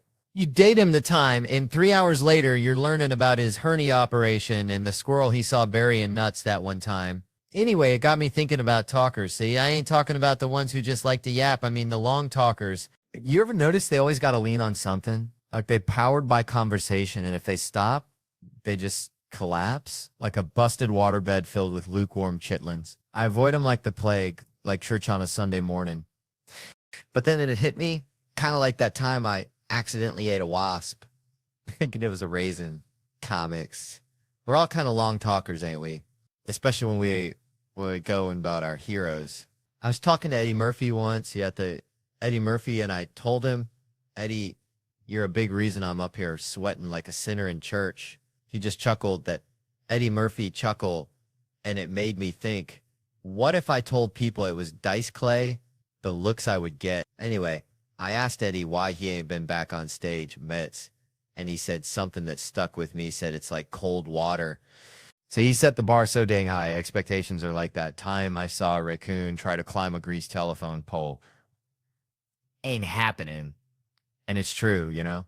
We see these comics, these giants, cutting it up like a Thanksgiving turkey, and we think, how'd they get there? Probably crawled on their belly, one bad joke at a time. I had my lumps, let me tell you. Back when I was Jerry, age 22, 24, something like that, got a $25,000 deal. I thought I was King Tut, called my brother, bless his heart, and I said, brother, we get mom a house, dad a house, you a house. Dad gets that truck he's always wanted. We set. Money, gone. IRS knocking like a woodpecker on a crackhead's front door. Had to tell Dad, sorry about that house, Paw. 9 people living in that dang thing, but what you gonna do? Point is, in comedy, we ain't got many chances. That was grinding for 13 years, grinding like a stripper working off her student loans. In the last 4 or 5, been on the upswing. Reminds me of that musical, Little Shop of Horrors. TV's kind of like that plant, ain't it? One of us is getting eaten. Either you eat the box or the box eats you. That show was getting hungry, had to bounce. But, you know, that conversation with Eddie, good as it was, reminds me of the best conversation I ever had. Tad was with my dad ending to me why you had to do drugs. Said everybody was doing it, son. Your Aunt Brenda, your Uncle Earl, hearing him say that, seeing that truth in his eyes, that was something else. It was like watching a caterpillar turn into a rusty butterfly, a reminder that even in the darkest corners, there's a twisted kind of beauty, like a possum wearing a tiny hat. All right, so I was at this Waffle House down in Tickfaw, Louisiana, right? Place smells like regret and burnt coffee, you know, the vibe. And this lady, bless her heart, she orders the most expensive thing on the menu. It's like a lobster omelet with a side of gold flakes or something. I don't know, something ridiculous. And I'm thinking, man, this is Waffle House, not the goddamn Ritz. It's like bringing a Ferrari to a monster truck rally. Reminds me of this one time my cousin Earl tried to impress this girl by taking her to the fanciest burger joint in Ponchatoula, spent his whole paycheck, and she ended up leaving with the dude driving a tractor. Turns out she was into that farm to table lifestyle, literally. And you know, these waiters, they got to give you that little head nod that, are you sure you can afford this look, like they're protecting your bank account from yourself. Which got me thinking about women complaining about relationships. Always picking the wrong dudes. It's like ordering a steak and lobster when you know you're on a damn McDonald's budget, you know? If you keep attracting ain't shit dudes, maybe, just maybe, there's something about your pussy that's broadcasting easy signal, like a moth to a busted-ass porch light. It's time to take some responsibility, ladies, because no one want to hear complaints about this. It just feels like Michael Jackson being poor. You know, imagine MJ growing up in the projects, him and Tito riding around in a Cadillac looking for bad girls, Michael's on crack, and now suddenly get that the police, they didn't protect the black people, which it feels like an old Timex commercial for them. But it is all right if the brother gets paid, like Ike Turner did as the king of the Wolverbeater before O.J. Simpson taking that crown. But when O.J. was innocent in the eyes of Johnny Cochran, those white people who couldn't sleep because of the verdict, it's like black people getting insomnia since the slavery. Now you hear something like that, you just want to yell out, fuck the police, while driving 300 miles an hour in a Volkswagen because Lorena Bobbitt cutting off her husband's member, driving down the freeway and throwing it out the window is justice too, and with the LA Police Department searching for OJ Simpson. You're thinking it is the justice system that is not working. It's all connected, man, like dominoes falling after a crawfish boil. All right, folks, let me tell you about my Uncle Earl. Bless his heart, used to collect dryer lint, right? Not just any lint, mind you. Earl only collected lint from his underender, said it was like harvesting tiny, fluffy memories of his day, you know? Anyways, Uncle Earl, God rest his soul, he'd always say, Theo, life's like a lint trap, catching all the weird stuff. But it's what you do with that weirdness that matters, and Lord have mercy, he was right. That brings me to Joe Biden, bless his heart. Old Sleepy Joe seems like he's collecting weird moments like my Uncle Earl collected lint, you know? Just piles them up. See him with Greta Thunberg? I'm predicting awkwardness so thick you could spread it on a biscuit, that's a fact. He'll be whispering sweet nothings about the ozone layer. She'll be glaring like he just single-handedly melted the North Pole. It'll be a YouTube goldmine mirror. I'm telling you. And Asians, now there's a group, y'all. Smartest folks on God's green earth. They're building iPhones while the rest of us are arguing about politics on Facebook. That's a fact. I'm practically an Asian supremacist, if that's a thing. I ain't hating on nobody, but them Asians are just out there hustling. They deserve a little credit. Except I saw a fellow on Twitter saying racist stuff to Asians on his iPhone, and I was like, hold on, at least have some respect for where that stuff comes from. You're right there next to the damn children making the electronics. It's like being circumcised and then complaining about the doctors. I'm telling you, folks, that's the kind of respect that we need in this country. Man, I swear, I remember one time back in Tickfall, Louisiana, used to go catfishing with my Uncle Earl. This dude looked like if a bear and a lawnmower had a baby, but gentle as a lamb till you touched his Copenhagen anyway. We'd be out there on the bogue chitto, breathing in that swamp air thick enough to chew. And he always said, Theo, boy, sometimes the best way to catch a catfish ain't with no fancy bait. It's just acting real still, real calm, like a log floating downstream. Now, that ain't got nothing to do with cops, but bear with me, because one time got pulled over outside Baton Rouge, felt like I was in a dang aquarium with that flashlight blazing in my eyes. Cop comes up looking like he swallowed a lemon whole. Sir, you know why I pulled you over? And I remembered Uncle Earl's catfish wisdom, so I took a deep breath like I was smelling honeysuckle on a summer morning, stared straight ahead like I was looking into the dang future. Let him ask again, sir, do you know why I pulled you over? And this is where it gets real. Tick for real, Uncle Earl. I put my finger to his lips, gentle as a butterfly landing on a magnolia. Shh, I said, like I was telling a baby robin to hush. Then I ain't even lying. Stroked his mustache, just a little tap, tap, tap, like playing a tiny piano on his face. And then, brother, I just eased on down the road, left him standing there looking like he'd just seen Bigfoot riding a Uniscola. I'm telling you. Sometimes treating a cop like a catfish is the dang answer. Now, I ain't saying it's legal, but I'm saying Uncle Earl would be proud, real proud. All right, so I was back home in Louisiana, right? Just the other day visiting my cousin Dale. Dale's got this pet raccoon named Ricky. And Ricky, I swear to God, he's got more self-awareness than half the people I went to high school with, including myself on Tuesdays. So Dale's trying to teach Ricky to play the harmonica, right? Harmonica, folks. This ain't no triangle. This is Louisiana blues we're talking about. And Ricky, bless his little bandit heart, he's just squeaking, sounding like a rusty gate, fighting a goose. But Dale's convinced he's about to unlock the secrets of the Delta. Anyway, watching Dale and Ricky got me thinking, about why we do things for ourselves, for other people, or maybe just to escape the sound of Ricky trying to play Amazing Grace. And it's like this whole waxing thing. I mean, I don't get it, but I kind of do, because it's like that needle, that anticipation, that little bit of trauma, and then bam, it's over. Kind of like watching Ricky play the harmonica, just a sudden burst of pain followed by a deep sense of relief. I saw this girl getting waxed, right? Talk about vulnerability, lying there naked, feeling like a crawfish at a boil, but she's doing it supposedly for the fellas, but let's be honest, it's for her, because feeling good, feeling clean, that's a feeling that's worth enduring the whole hairy situation, right?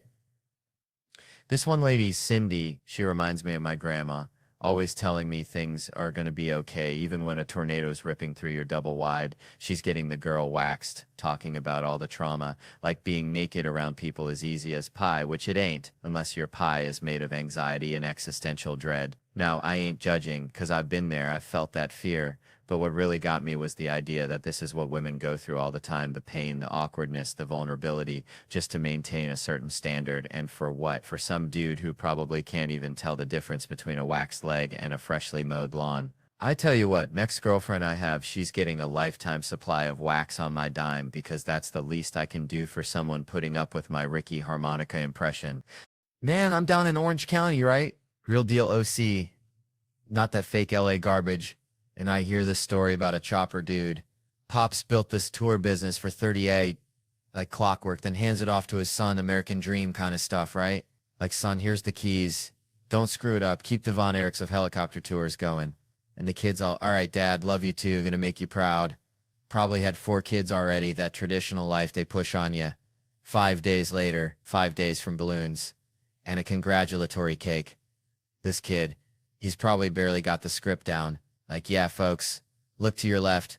Beautiful Orange County, 27 miles of beaches. Seatbelts, please. But only one dude shows up for a couple's tour. Red flag, right? But bills gotta get paid. So they hop in, 10 minutes in. This guy just yeets himself out the door like a reverse Houdini, straight into the Pacific. I'm thinking, what in the actual tarnation? 5 days in, this kid's already got a story that'll be on I Shouldn't Be Alive. But turns out, the jumper, a 61-year-old, was riddled with something awful. Chronic pain. Doctors throwing up their hands. Figured he'd had enough, and in my book, that's a goddamn hero. He wasn't gonna go out like some sissy overdose on pills while watching The Notebook under Nana's quilt. No, he went full Evel Knievel. Think about it, soaring over the land he loved. Then bam, swan dive to freedom. Shoulda had a cape on, I'm telling ya. He probably had his feet on the dashboard, chugging a Dr. Pepper, not even listening to the tour spiel, just thinking adios. But here's the kicker. The cherry on top of this crazy Sunday, the dude lived 500 feet above the ocean. You'd think that'd be a wrap. But he must have hit the water like Greg Louganis.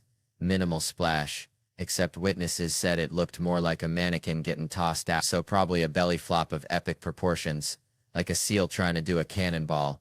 But listen, that don't change nothing. The intention was there. I still respect the hell out of this guy. I just feel bad cause on the way down he's probably thinking 3 more seconds of pain, 2 more seconds. Oh God, this is worse. This is way worse. It does have a happy-ish ending though. He passed away later at the hospital.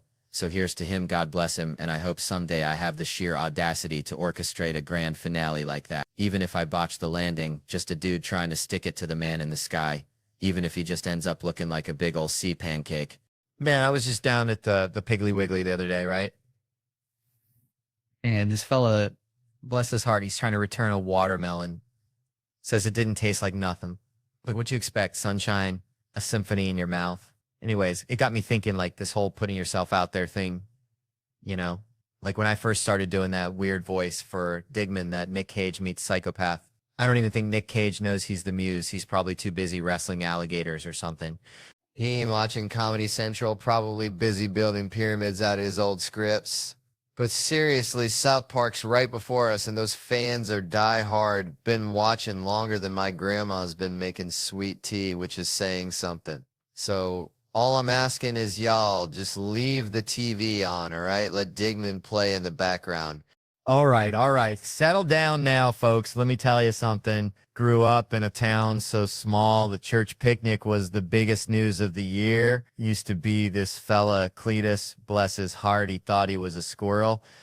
Not like, oh, I like acorns, but full-on tree climbing, nut hoarding kind of squirrel. One time, Cletus tried to bury me alive in a pile of leaves because he said I was a rival nut gatherer. That's when I learned, folks, life's a whole lot like a possum in a grocery store parking lot. You never know what kind of mess you're going to get into. Which brings me to John Mulaney.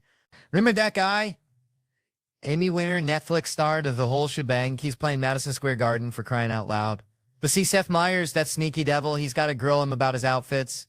Mulaney walks out looking like he just wrestled a bear and lost, and Myers is all, where's the suit, Johnny boy? It's like confronting a raccoon for eating your garbage. You know it's wrong, but you secretly admire the audacity.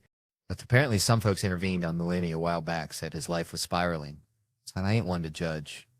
Everyone's got their own brand of crazy, but it just seems a tad extreme to critique a man's fashion sense while he's, dealing with stuff. Myers wants him in a suit, says he looks like he raided the Gap after a bad date. It's like saying a dog wearing pants is civilized, but it's still going to sniff your crotch, ain't it? Mulaney's like, fine, I'll put on the suit, but you ain't taking me to no fancy tailor. He figures Myers should have had a car waiting, ready to whisk him away for a 2-month fitting. Imagine that, Mulaney, trapped in a tailor shop, surrounded by pins and fabrics like a hummingbird in a butterfly net. Then Myers starts miking the jacket real serious, like reminiscing about that talk show he co-hosted where apparently there were Saris and bad dressing. That's, man.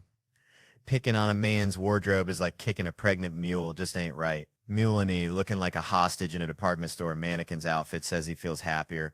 Myers throws in a tie because, television demands conformity. It's like putting a hat on a chicken. It doesn't make it any smarter, just funnier to look at. Then they get to fatherhood. Mulaney's got a 7-month-old Malcolm, apparently a connoisseur of self-inflicted selfie videos. He also claims the kid got him gifts for Father's Day, and that Malcolm insisted he wears a damn suit to 30 Rock. Kids these days are getting bossy. Myers tries to relate, mentions his own baby, then they hit the formula shortage. Oh, Lord, that's when things get real. Mulaney, channeling his inner drug dealer, admits his old instincts kicked in. Fake driver's licenses, Mr. Mustache disguised pretending to be an old Vietnamese lady, all for baby Fago. It's like watching a penguin try to climb a ladder, it's not going to work, but you can't help but admire the effort. And the Amazon stuff, shady as that is, as car salesman's handshake, Mulaney actually tasted the formula to make sure it was the real deal. Now that, folks, that's dedication. It's the kind of parenting that makes you wonder what's next.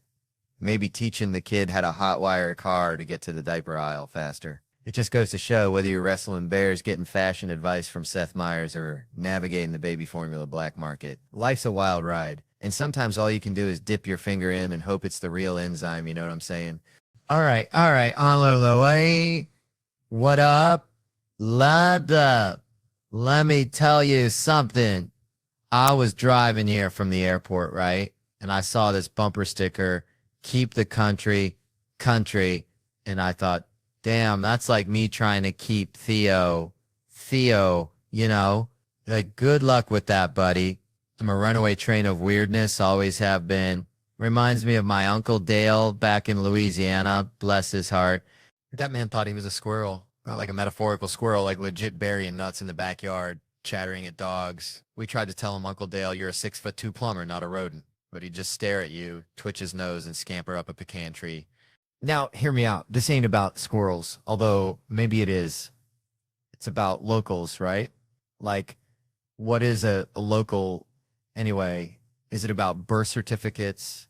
Is it about speaking pidgin so good you can order a shave ice blindfolded? Or is it about something deeper, like having the mana, the aloha spirit, the thing that makes you not want to punch a tourist in the face when they ask you where they can find the authentic Hawaiian experience? See, I think it's kind of like my Uncle Dale. He wasn't born a squirrel, but damn it, he became one. He embodied the squirrelness, He lived the squirrel life, and maybe, just maybe, that's what being a local is all about. You don't got to be born here, but you got to become Hawaii. You got to respect the land, the people, the culture, the pineapples that allegedly make your jizz taste like sunshine. And if you can do that, if you can embrace the weirdness the beauty, the keep the country vibe. So, well, then you just might earn your place in the Yohana, even if you still can't pronounce Helma Hamuno Kunuko Pua. And if you can't, well, just blame it on the Micronesians. They'll understand. I'm just kidding. Micronesians, I love y'all. You're the reason I'm not the most hated guy on the island. That's a precious, precious gift. Thank you, Jesus. All right. All right. So I was back home in Louisiana last summer, visiting Mama, and she's got this rooster, right, named Clarence. Now, Clarence thinks he's the sheriff of the whole dang yard, strutting around like he's got a mortgage on the place, pecking at anything that moves, even Mama's ankles, which, bless her heart, she just swats at him with her cane like he's a mosquito the size of a chihuahua. And it got me thinking about stuff like how everything's got its own pecking order, even in a chicken coop in the middle of nowhere. And that reminded me of, everything kind of has an order, things like trust and relationships. Like, if you're going to build something solid, you got to lay that foundation early, right? Kind of like Mama building that fence. Every little piece helps to keep those chickens in. Same goes in your marriage. That trust is going to take its time, but eventually, those birds are going to be flying, and the chickens from next door is going to be watching, and the neighbor's chickens all looking. So basically you're laying bricks, except those bricks are like honesty and openness and maybe a little bit of forgiveness thrown in there. Because let's be real, we all screw up, right? We all eat the corn, we're all guilty. Some people like Clarence think he is getting away with everything. But the real thing is that if you ain't got that trust, then your relationship is like Mama's old shed. One big gust of wind and it's all going to come tumbling down, chickens and all, leaving you standing there scratching your head wondering where you went wrong. So you got to protect your foundation and nurture those chickens like the way she always says, you got to water it so those beautiful feathers can come flying out.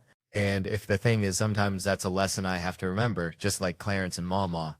Sometimes those roosters are right behind you when you aren't looking. So growing up in Louisiana, right, we had this neighbor, Mr. Thibodeau, who collected bottle caps, like obsessively. He had him glued to his car, his house, even his dentures, I swear.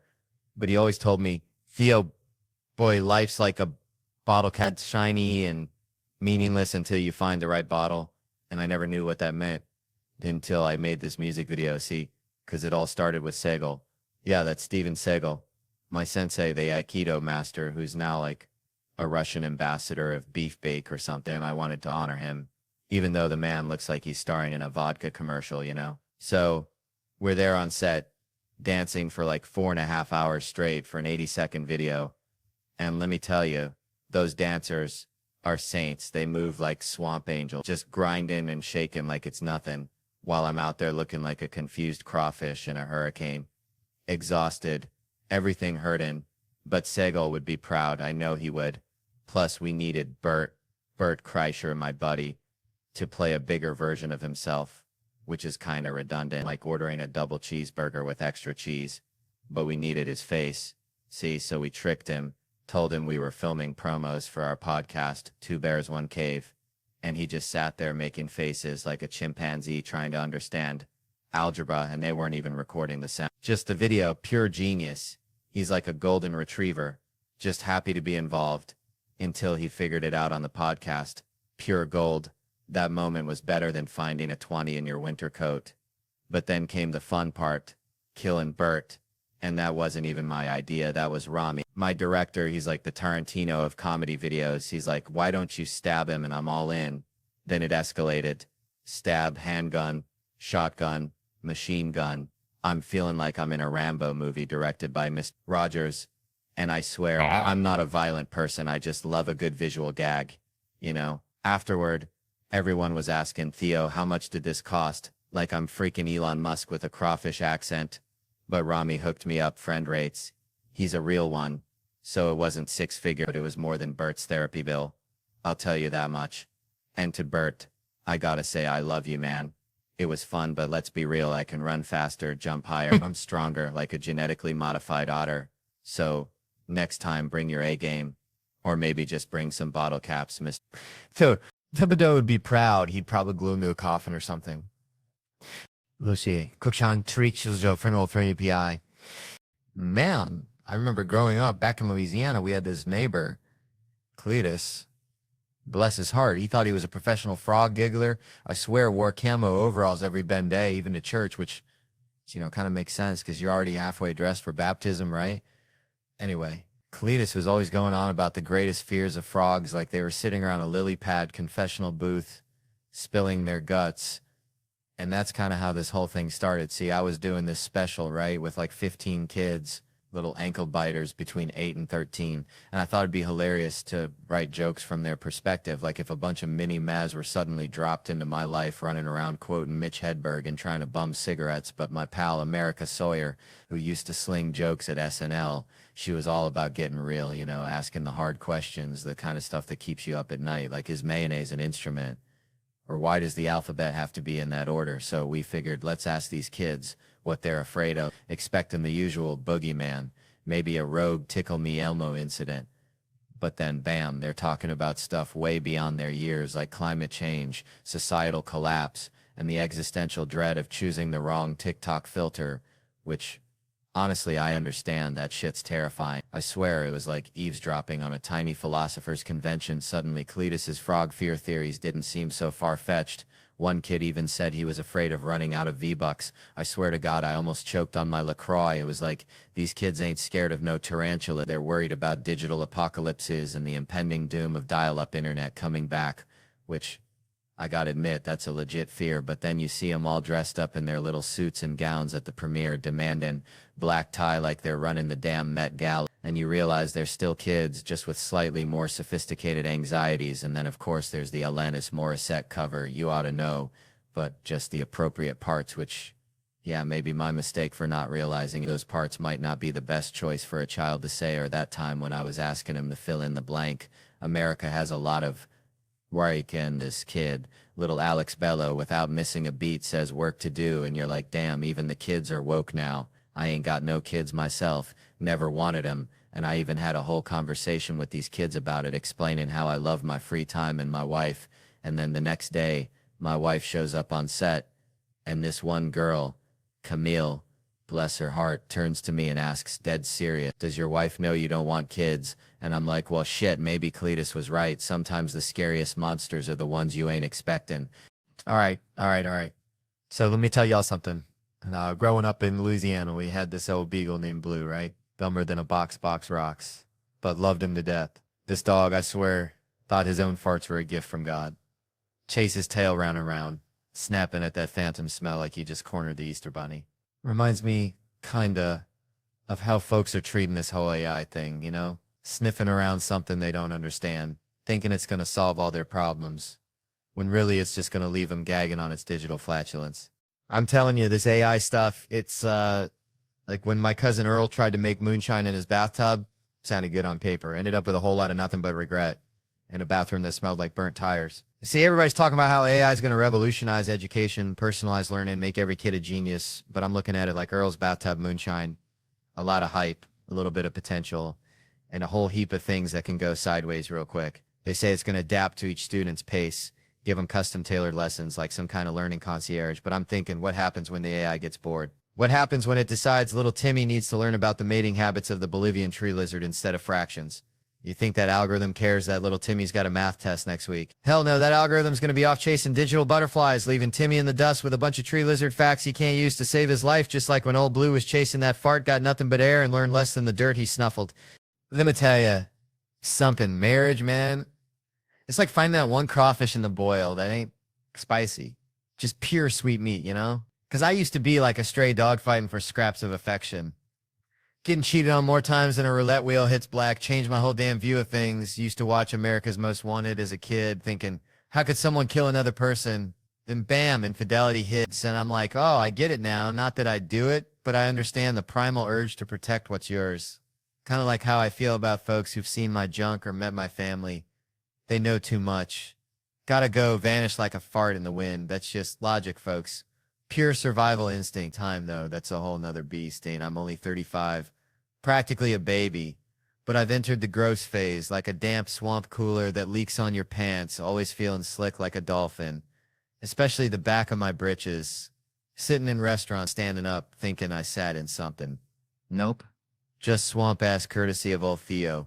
Burping mid-sentence now, trying to muscle him down like a constipated bullfrog, loading up on bread and seltzer, feeling like the Goodyear blimp ready to take flight, then interrupting conversations about Italy with a kitchen run, asking if anyone needs a pause, hair sprouting on my shoulders like a damn Sasquatch, my wife rubbing him, singing Monkey, Monkey, Monkey Man under her breath.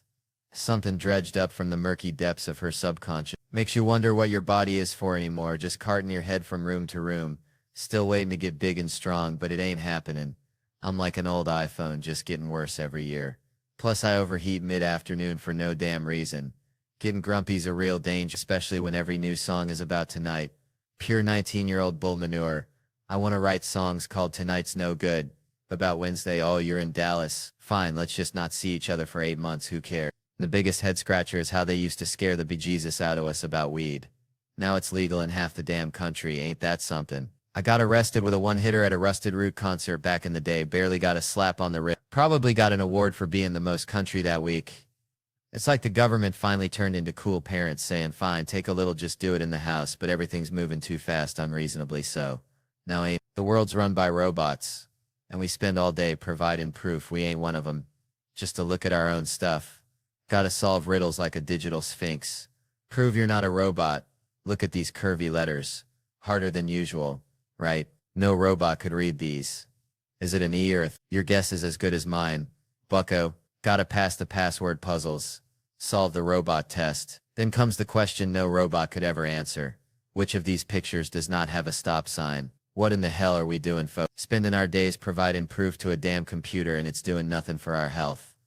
Now listen, I grew up in Louisiana, right? Where the only thing thicker than the humidity is the judgment at a potluck after church. And let me tell you, even I wouldn't trust myself to wrangle a herd of toddlers single-handedly. It's like trying to herd cats with a fishing pole dipped in molasses. I ain't got that kind of saintly patience those women got, Lord. They can discipline a kid, then go back to their book club like nothing happened, smiling sweeter than a sugared pecan. I'd be hotter than a hound dog chasing a rabbit in July. See, I try to be nice, I really do. Start off all gentle. Hey, now don't touch that sugar. Then 5 seconds later, I'm morphing into a Cajun drill sergeant, yelling, get over here, you little heathen. Put the thing down. I said, nah. It's like my blood pressure's tied directly to their level of chaos, and their chaos is usually at 100. It's my son, bless his heart, when he throws a tantrum. It ain't like a normal kid crying. He does this weird guttural moan, like a possum 7 in existential crisis. It's the dumbest thing I ever seen. But it also kind of scares me, I ain't gonna lie. One time I thumped him, just a little one, to knock him off balance. He didn't know what to do, like a squirrel trying to ice skate. But my daughter, she's a whole different breed. That girl's got me wrapped around her little finger tighter than a tick on a coonhound. I spoil her rotten. I admit it. That's what daddies do, right? But the crazy thing is, she knows she can play me. She's like a miniature Machiavelli in a tutu scheming against me and her mama. Shoot, let me tell y'all something. This private school my youngins go to, it's got me feeling like a scarecrow in a cornfield of egos. Standing there thinking, dang, do they even know I used to sell out comedy shows faster than sweet tea at a Klan rally? I ain't bragging, I'm just being honest. Like that time I found a 2-headed squirrel in my backyard. Weird, but true. Anyway, I'm as humble as a hound dog in a mud puddle, but even a blind squirrel finds a nut sometimes. And these folks gotta act like I'm just another John Deere tractor in the parking lot. So picture this, I'm dropping off little Kevin Jr., and the teachers swarm my Escalade, like flies on a honey wagon, right? Mrs. Henderson, bless her heart, comes tapping on the window, all smiles, like a possum eating a persimmon. Mr. Hart, she chirps, the annual school fair is coming up, and we were hoping you'd consider being our greeter. Now I waited, I gave her the old, are you smoking crack in your tea stare, but she just blinked back like a newborn calf. Greeter? Me? Kevin sold out stadiums? Hart? I ain't hating on greeters, mind you. They're the unsung heroes of retail. Like that Walmart fella that once greeted me so hard I thought I'd accidentally wandered into a gospel revival. Dude slid into my field of vision like he was butter on a hot biscuit, yelled, welcome to Walmart, you here to get you some stuff, and then proceeded to moonwalk away, leaving me questioning the very fabric of reality. I bought extra stuff just to show him some respect and practically broke my neck trying to get him to bless my receipt with his highlighter. True story, ask my Aunt Shirley, she was there. But that's Walmart. folks, where dreams are made of questionable processed foods and inspirational moonwalks. This is a fancy pants private school, the kind where they serve organic kale smoothies at the Bake Bafe. I was selling out arenas plastered on billboards bigger than my Uncle Ray's double wide, and they want me to say howdy, folks, next to a petting zoo. No, sir. They got Alfonso Ribeiro's kids there. Let Carlton do his little dance at the entrance. Terry Crews is jacked. Give him a megaphone and let him flex his way into intoning people. Or Pep straight up yell, "Welcome to the fun fair." It's like asking Dolly Parton to clean out your gutters. Sure, she's probably got a heart of gold, but there's folks fair suited for the job, you know? I'm like a champion bull rider being asked to herd chickens. Somebody ain't quite thinking right. Well, hey there, folks. Let me tell you, a couple weeks back, my email got hacked, which honestly felt like getting invited to a fancy party because I'm terrible at keeping in touch. So suddenly sending a spam link to everyone I know felt like my civic duty, my annual Christmas card, if you will. And bless their hearts, they all wrote back like I just birthed triplets, all screaming, "Didn't know your cyber uterus is bleeding viruses. Brought us closer than a Tupperware party after a tornado." And then this one fella, bless his simple soul, emails me, says, "Theo, buddy, clicked your link, but I ain't in the market for no herbal Viagra." And this ain't no comedian, folks. This is pure unadulterated West Virginia logic after 17 years of friendship. And it got me thinking, first off, who in God's green earth still clicks a spam link that looks like a $sign, had a baby with a swastika, and named it malware? I'm talking if HPV was a website, this was it.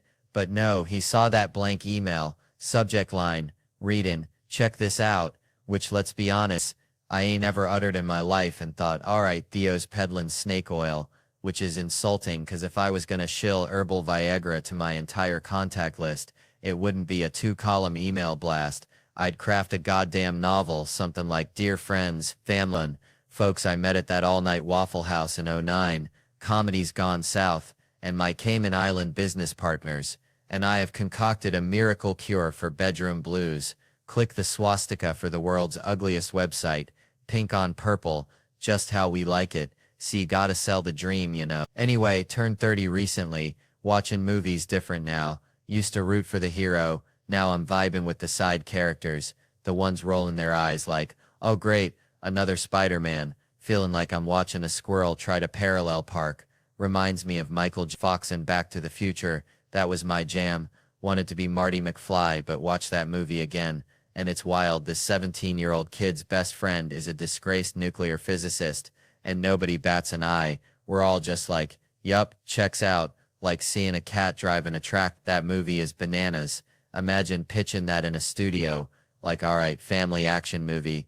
Lazy high school kid. Sleeps in. But get this. His best friend's a disgraced nuclear physicist.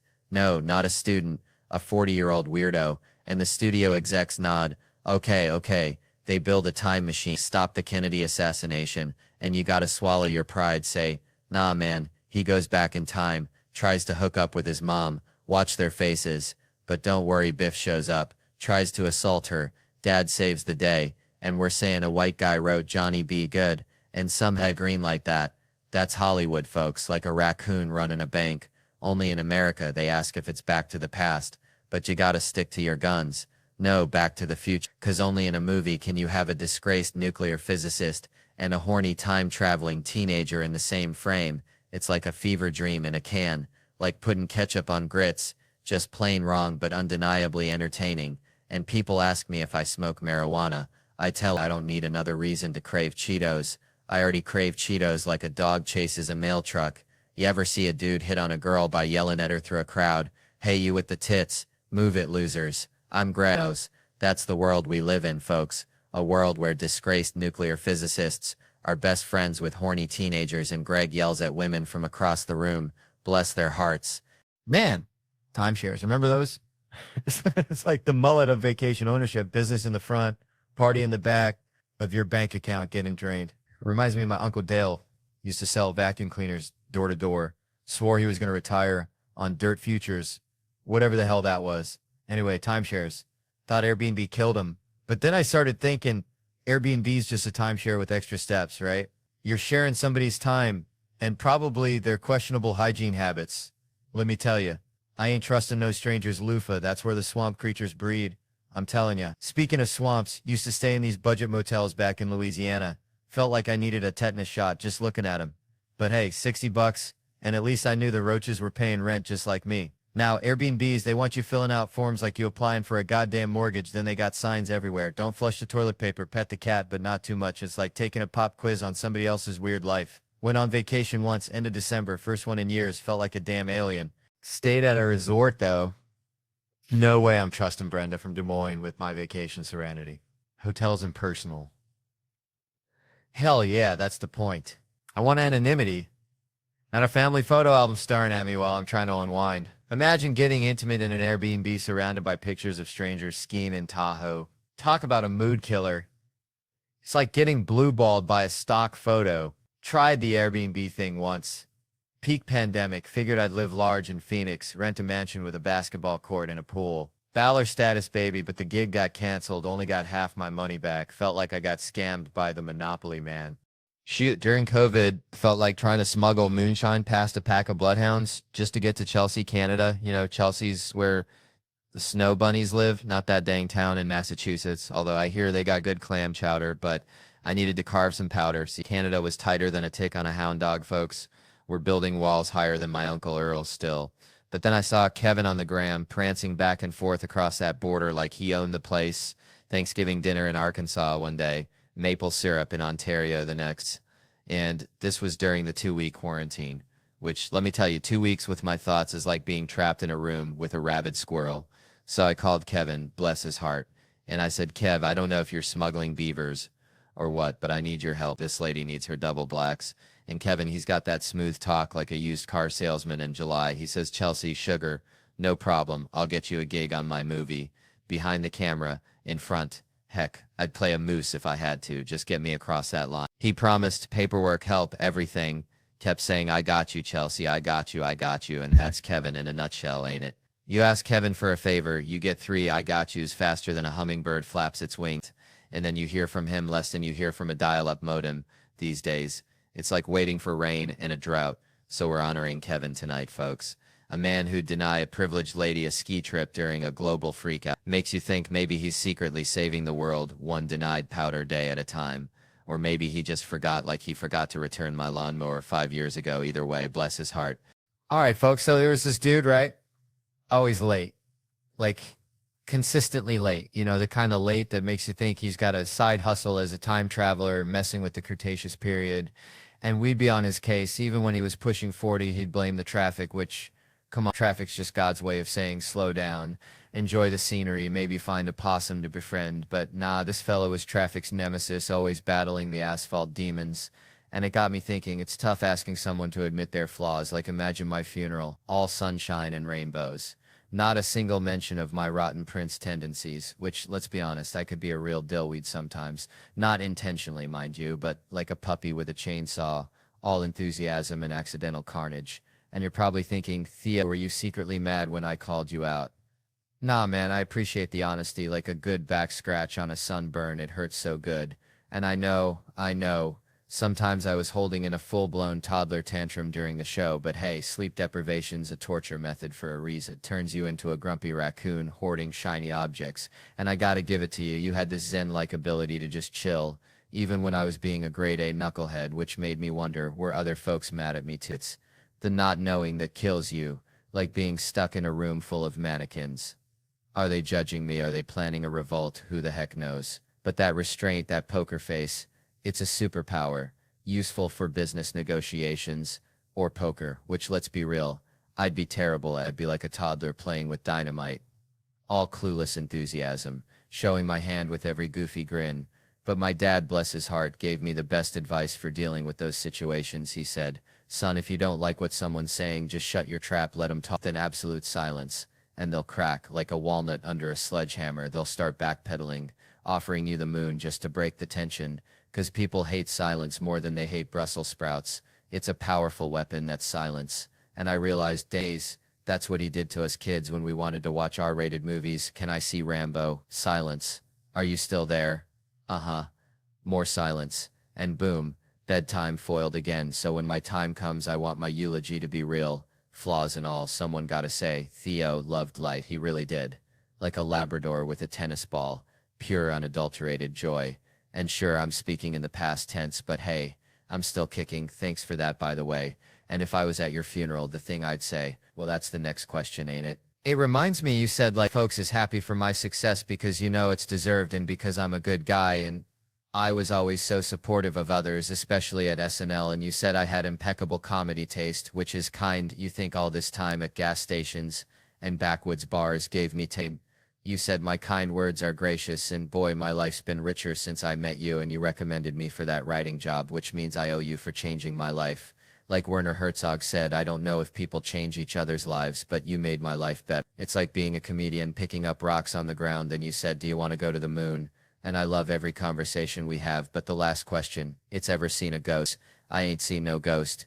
Maybe I should start asking that at parties. Picture this, a high school kid at a dance, all awkward angles and nervous energy, sidles up to a girl, stares intensely and whispers, you ever seen a ghost? Is that what girls want to hear? Would that be enough to seal the deal? Cut to them making out. Bang. That's a romantic comedy right there. No, I'm normally at a rando table, and I ask and find out a dead person whose soul or spirit is ghoulish and haunting, which is a terrible icebreaker. And I say, how is everyone? You ever seen a ghost? And folks think it's me and I'm the ghost. They say you have now, and it's all weird like that. So maybe that's the end, and we should end with the cast of Sneakers again, like we got it right this time, or wait for it, the sequel. Man, I remember back home, Shreveport, Louisiana, we had this cat, Cletus, that looked just like a possum wearing a MAGA hat, always yelling about the government. Cletus, bless his heart, thought fluoride in the water was a conspiracy to turn us all into frogs. Frogs, I tell you. And it reminds me of something Shane Gillis said, right? Gillis, that's a name that rings like a rusty old church bell, you know?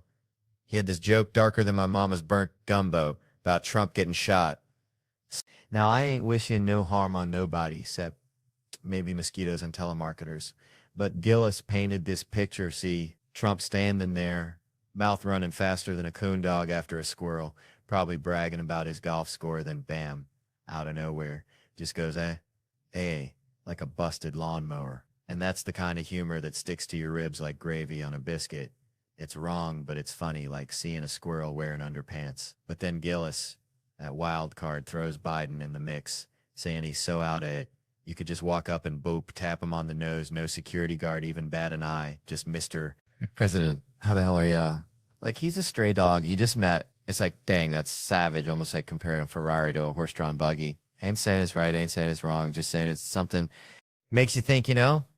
Makes you think about how weird this whole dang world is, kind of like seeing a cat driving a tractor, pure chaos. Bam, we're just part of the mom package, ain't it? Like, I still get yelled at sometimes. Feels like I'm 8 years old hiding firecrackers for mama. And speaking of things you don't see coming, I got straight up attacked in Burlington, Vermont this year, which is like getting mugged by a yoga instructor, you know. Places like Birkenstocks and kombucha explosions. Everyone's blissed out. I thought I was safer there than in my own refrigerator, honest to God. Bernie Sanders could be the mayor of Niceville. That dude makes me think of when I'm arguing with a woman, because I just know it won't work, but I've just got to lay my ideas on the table regardless. So post-show, I'm chilling with some funny folks, couple of beers, 2 blocks from the venue, when this fella approaches and you can just smell the crazy like a raccoon that's found a can of hairspray. Something ain't right. He glares at me and goes, University of Vermont. I'm like, nope. He says, master's degree? I go, you're colder than a penguin's pecker. Then he shouts, I want to beat the shit out of all of you. But he's eyeballing me like I owe him money. I gave him the once over. Figured he was all bark and no bite, like a chihuahua with dentures.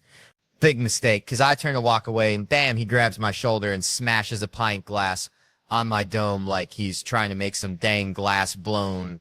Turns out I misread the situation. Turns out I'm about as perceptive as a woodpecker looking for a car dealership. Now this dude bolts. Cops get called, and before they even hang up, I'm hollering to the bar, did y'all hear him call me Jew boy? And everyone's like, nah, Theo, we missed that. And suddenly I feel like Jossie Smollett's cousin or something. So they nabbed the guy, wasn't exactly an Olympic sprinter, and they got him crammed in the back of the cruiser. The cops are picking glass out of my hair, which, by the way, I'm pretty sure I was starting to get carded for less. And one of them asked, he smash a pint glass on your head. I said, could have been a pint. Could have been a whole darn menorah, officer. It all happened faster than a fart in church. All right. Then he's asking if I see spinning, and I'm all like a dreidel partner. It was a rough night. Felt like I was trying to parallel park in a hurricane. Finally, I had to fess up. Wasn't a hate crime, just some feller with a bad case of the stupids. They haul him away, and the bar manager turns to me all serious and says, just so you know, this never happens here. And I'm thinking, yeah, I figured it'd be pretty wild if they were like, oh, that's just Scott. Scott does that. Don't mind him. Man, I swear, growing up in Louisiana, you know, we had this one dude, Cletus, looked like a thumb with a mullet, always trying to sell me fireworks he found behind the Piggly Wiggly, and it reminds me of trying to do comedy in Brooklyn, you know. I did a black room, right? Thought I was woke, wasn't going to do the white guy thing, you know, be myself. Lasted 3 minutes, man. 3 minutes before I was bombing worse than a flock of pigeons in a park fountain. Someone told me I had to go in there severely autistic or talk about Pokemon. Like, what the heck is that? Because apparently black people love Japanese cartoons like more than a possum loves roadkill. Didn't know that. Had zero clue. Thought they were busy building pyramids or something. Speaking of clueless, remind me of prison. It's so wild in there, man. Can I just visit people in prison and tell them I love Japanese cartoons? Do I have to know them? Because I feel like if you go in there and shout Tyrone, you're all right. Like 80% of the inmates will be happy to see you. Reminds me of back when we used to ding-dong ditch the town church. All right, folks. So growing up in Louisiana, right, we had this one neighbor, Cletus, real character, always wore a coonskin cap. Even in July, looked like Daniel Boone went bankrupt. Started selling fireworks out of his trailer. Anyway, Cletus was convinced aliens were stealing his garden gnomes. Like every week, another gnome gone, vanished, and he'd blame it on them dang space critters. Now, I ain't saying Cletus was wrong, but he also thought Mountain Dew was a health food, so, you know, grain of salt, and it reminds me of these new Nazis popping up, acting like they just discovered hating folks. See, back in my day, Nazi was just something your mom called you when you wouldn't clean your room. Like, Theo, you're being a real Nazi about these Legos. Not some actual belief system. These new ones, though. They got this whole thing about Jews ruining everything. And I'm like, hold on a dang minute. My wife, Anna, she's Jewish. I'm married into this thing. I got the official decoder ring. I know the truth. And let me tell you, blaming the Jews for everything is like blaming Cletus's missing gnomes on the aliens. Maybe check the raccoons first, you know. Speaking of Anna, I was telling her the other day, I said, honey, we've been hitched for like 3.5 years now. You cool if I still crack jokes about you on stage? And she just shrugs and says, yeah, go ahead. Just don't say I'm a bitch and you don't like me. I almost choked on my sweet tea. The bar is so low. It's practically underground. I mean, that's it. That's the limit. A show about how I hate my wife would be a damn disaster. It'd be like a men's support group hosted by John Voight and Alec Baldwin. Yikes. No thanks. Truth is, Anna is a bitch. A dynamite 5-foot Jewish bitch, and I love her to death. We're polar opposites. She walks around like she's immune to opinions, doesn't give a hoot what anyone thinks. It's beautiful. I, on the other hand, need everyone to like me all the time.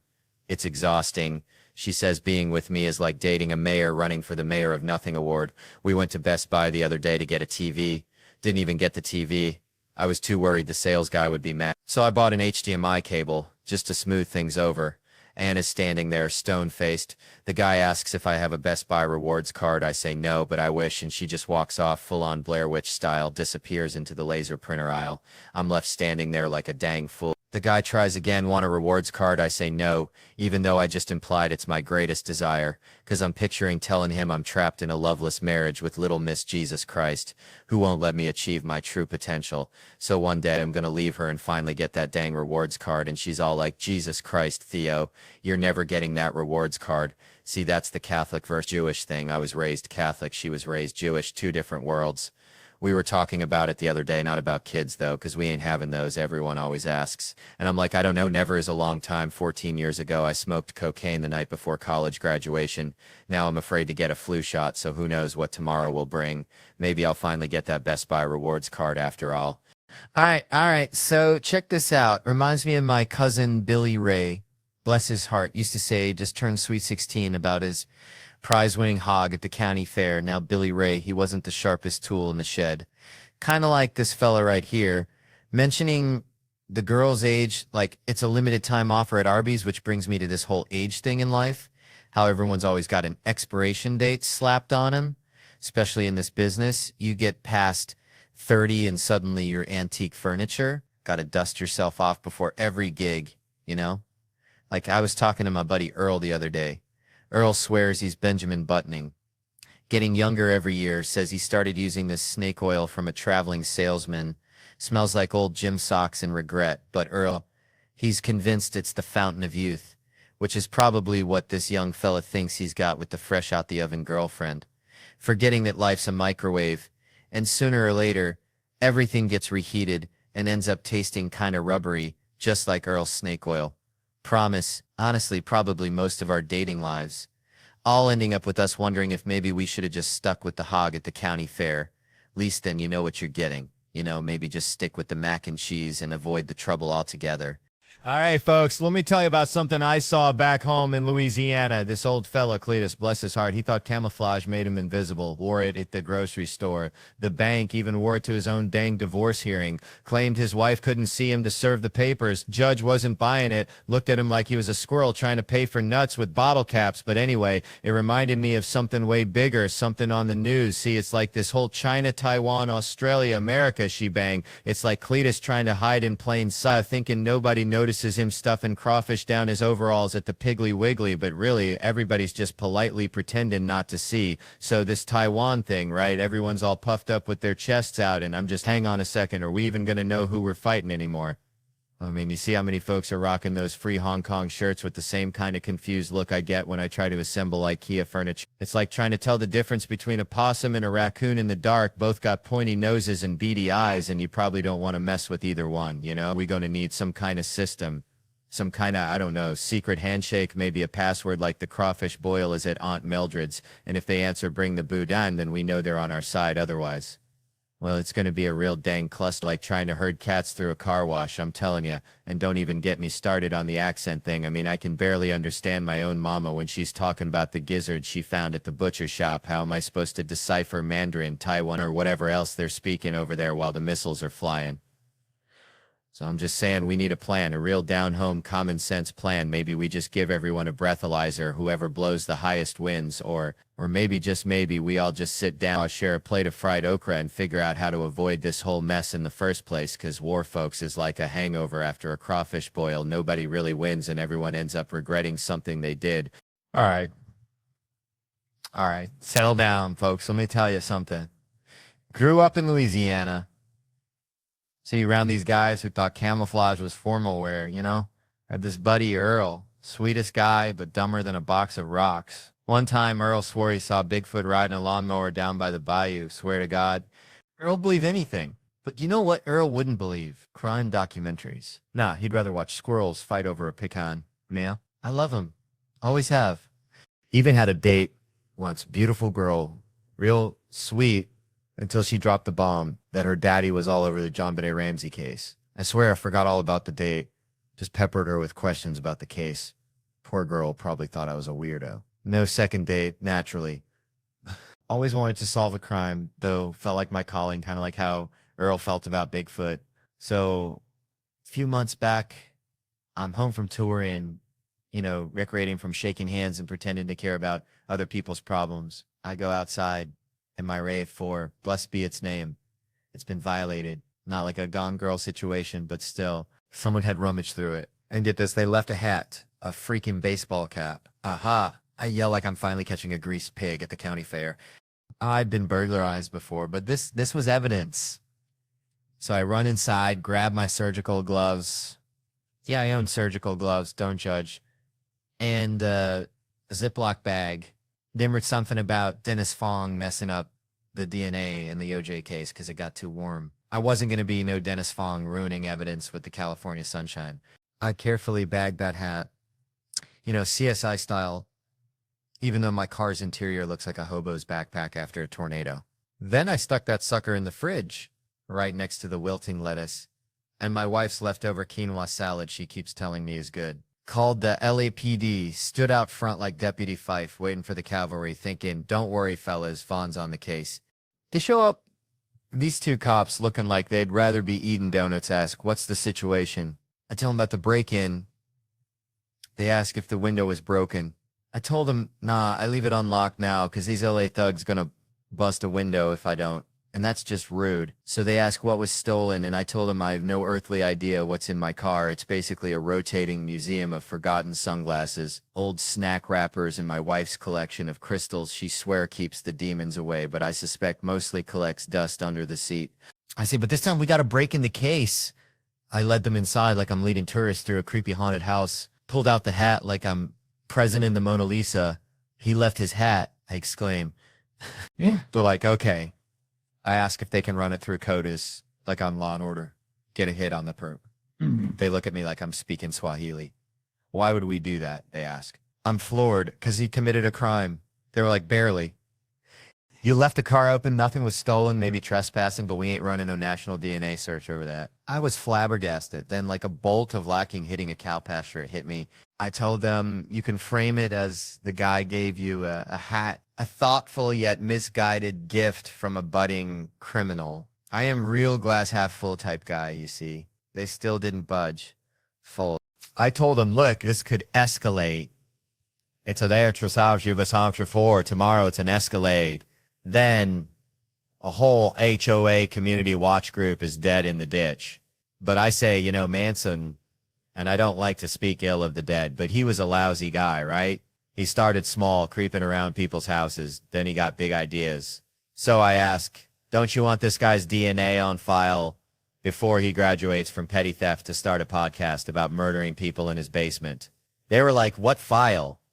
What are you talking about? And I said, the one where you keep the DNA of potential murderers. They said the only way they'd need his DNA profile is if, and I jumped in, if he murders somebody.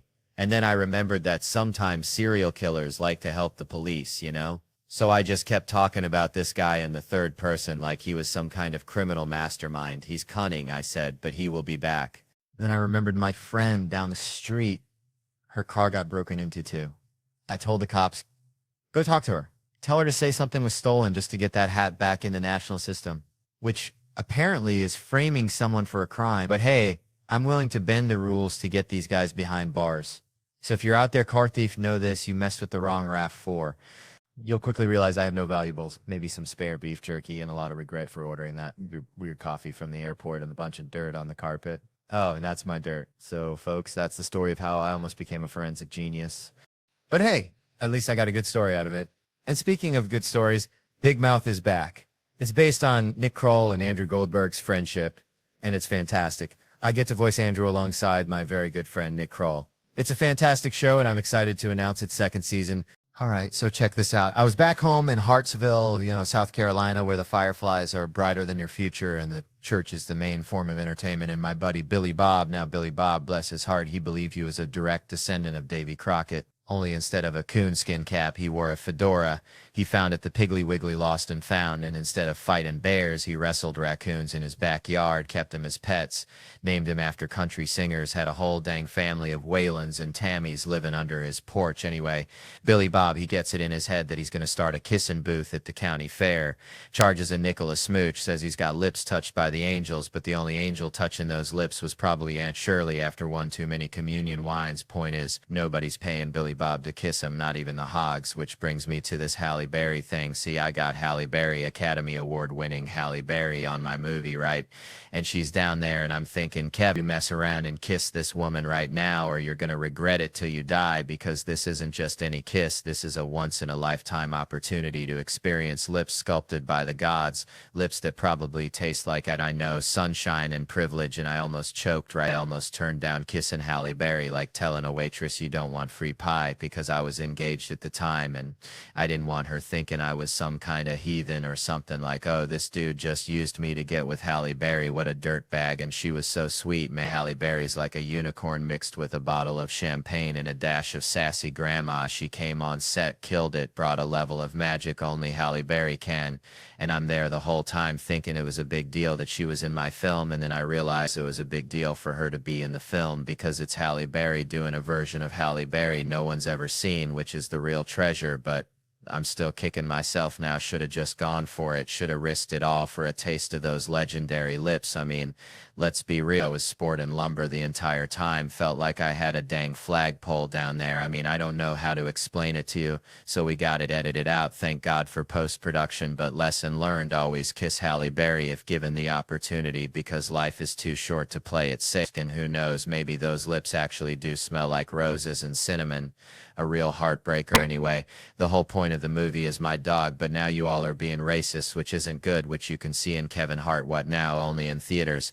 Man, let me tell you something. I get riled up faster than a hound dog chasing a possum up a sycamore tree.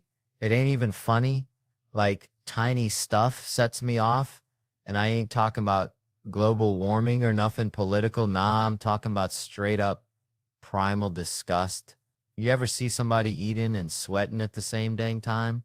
I'm talking like barbecue ribs, back porch 98 degrees, just dripping and chomping. I want to throat punch them. I swear to biscuits. Slow down, Earl. Ain't nobody gonna snatch that half-eaten rib out of your greasy mitt. What's the fire? But all right. That ain't even the main vein of my irritation. No, sir, it's deeper than that. Recently, I've come to this realization, and y'all might not like it, but I ain't sugarcoating nothing for nobody. I ain't got no patience for folks who ain't blessed with the looks. I said it. It's out there. Hang with me now. Don't go throwing tomatoes just yet. See, it ain't about being shallow. It's about the neediness, the constant excuse me. Where's the bathroom? Can you help me with this? Like, I want to treat them like stray cats. Get out of here. Go on scram. It's just too much. Too damn much. Let me paint the picture so you don't think I'm just some backwoods monster. I'm at the bank, right? Normal Tuesday, pulling out of the parking lot. Gotta stop at that little booth, give the fella my ticket. So this dude, bless his heart, slides open the glass, leans out, and this fella could curdle milk with his gaze. But when he sees me, Theo Von, he just lights up like a Christmas tree, practically drooling all over his ugly mug, all up in my face like Kevin Hart running the drive-through. And I ain't letting you out of here till you tell me why you chose us, why you bank with the us. I'm thinking, bro, I got crawfish to boil. I ain't got time for your existential crisis. But he's serious, dead serious, staring right through me. So I say, fine, customer service, loan rate free check in there, happy now? And this is where I almost lost it. He goes, that's all you had to say with your little ugly ass. I said, did you just call me ugly? And he hits the button and I'm gone, fuming. I'm at Chipotle 2 blocks down, lines wrapped around the building, all because of this troll booth encounter. So I'm standing there ready to explode. And this woman behind me says, all sunshine and rainbows. Oh, it's such a beautiful day. I'm about to lose my damn mind, turn around and unload the whole clip. But then I see her. This woman could launch 1,000 ships. I mean, straight up goddess. And suddenly I got all the time in the world. I'm Miss Rogers. You know what? It is a nice day. We need some rain though. Haven't had rain in a minute. And she just turns around and says, I wasn't even talking to you. Oh, hell no. Excuse me. I just got to know what made you choose Chipotle today. Silent. Then she says, I'm not telling you that, immediately making me realize I was the unattractive person in that conversation. And I know y'all probably ain't gonna like hearing this, but I'm telling you, no matter how good you think you look, you probably don't look that good. And the universe will remind you, like my wife, we were watching TV. That little golem monster from Lord of the Rings comes on all twitchy and weird, and she says, oh my god, babe, you do that. I said, bitch, what did you just say to me? Calling me a monster to my face? Is this how you treat people in this house? So I get it now. We're all just Smeagol trying to find his precious, even the beautiful ones, and probably especially the ones who work the bank booth. All right, hold on now. Let me tell y'all something. So, I was back home in Louisiana, right? Place flatter than a pancake after Mama Sue sits on it, which, bless her heart, ain't nobody wanting to see. And my buddy Earl, bless his heart too, kind of simple fella. Earl's got this bucket list, right? Now, most folks, they got traveling the world, skydiving, maybe learning to play the dang harp on their list. Earl wants to learn how to belly dance. Belly dance. I swear I almost spit out my sweet tea. Told him, Earl, you look like a busted refrigerator. Try and wiggle, but you go on with your bad self. But it got me thinking about meeting Obama. You know, Bo, as I called him, real, in the White House. Like I told my wife, girl, this my De Niro moment. You better recognize, and how I did my Denzel impression. Chomp chomp. Training day. Nobody clapped. I swear it was racist. Anyways, it was just such a small thing, belly dancing dreams and presidential handshakes, all mixed up like grits and gravy. But the other day, it really pissed me off when I saw Cube talking about how I walk. You know, he just stays angry because his top lip never moves. Reminds me of my Uncle Ray. That dude looks like he hasn't had a decent haircut in 5 years. But you know what made me think this is the same Nicole Kidman where she couldn't even clap? She just had boomerangs for hands right there. The point is, folks are so dang worried about these big, grand bucket list items, the things they think are important, that they forget about the little things, like just getting out there, running along the beach like I like to do, but then somebody threw shit at me, literally. But no matter what, folks are so worried about feet, you just got to realize you can't take steps in life without them. And that reminds me, I got some gala ladies coming over to get their feet blessed. It's all connected, see? Belly dancing, the president, bad haircuts, feet. It's all just a bunch of crazy life stuff, and that's just how I feel, like a possum playing dead on a hot asphalt road, hoping nobody mistakes you for a speed bump. Okay, so growing up in Slaughter, Louisiana, we had this neighbor, bless his heart, named Cletus. Cletus thought he was pregnant one time. Swear to God. Said he had morning sickness and everything, probably just ate too many crawfish. You know how we do, which got me thinking about this whole lake situation people be getting themselves into. Like, you ever had fake sex? I mean, you might think you're tearing it up on your side of the bed, but sometimes it's just a phantom limb situation. Know what I'm saying? Reminds me of this dude I saw at the gas station. All bedazzled skull, looking like Jumanji threw up on him, and I'm thinking, what kind of thug invests in rhinestones? He probably spent more on those little-ass diamonds than my whole damn truck. And that's saying something, because my truck ain't pretty. It's like a rusty mullet on wheels. And speaking of things that ain't pretty, these fellas wearing suits look like they raided the deacon's closet, rocking those women's skinny jeans, thinking they're all that, but really they just look like a sausage trying to escape its casing. And I'm just saying, some people got too many teeth in their mouth, like a crocodile got hold of their chompers and just kept adding extras, you know. Which brings me to celebrities. Saw Lil Xan the other day, face tattoos and all, looking like a coloring book exploded. And I just want to yell at these kids, stop writing on your face. You ain't gonna get a job looking like a rejected Picasso painting. Then you got Shaq, bless his heart, 4-time MVP, Hall of Famer, but still hanging around Home Depot helping folks load lumber. Like he ain't got nothing better to do, which I guess he don't. Especially since he retired from the celebrity games. Think that man can't handle defeat when it's people like The Rock who done turned soft on us. His forehead looks like it's held on by Velcro nowadays.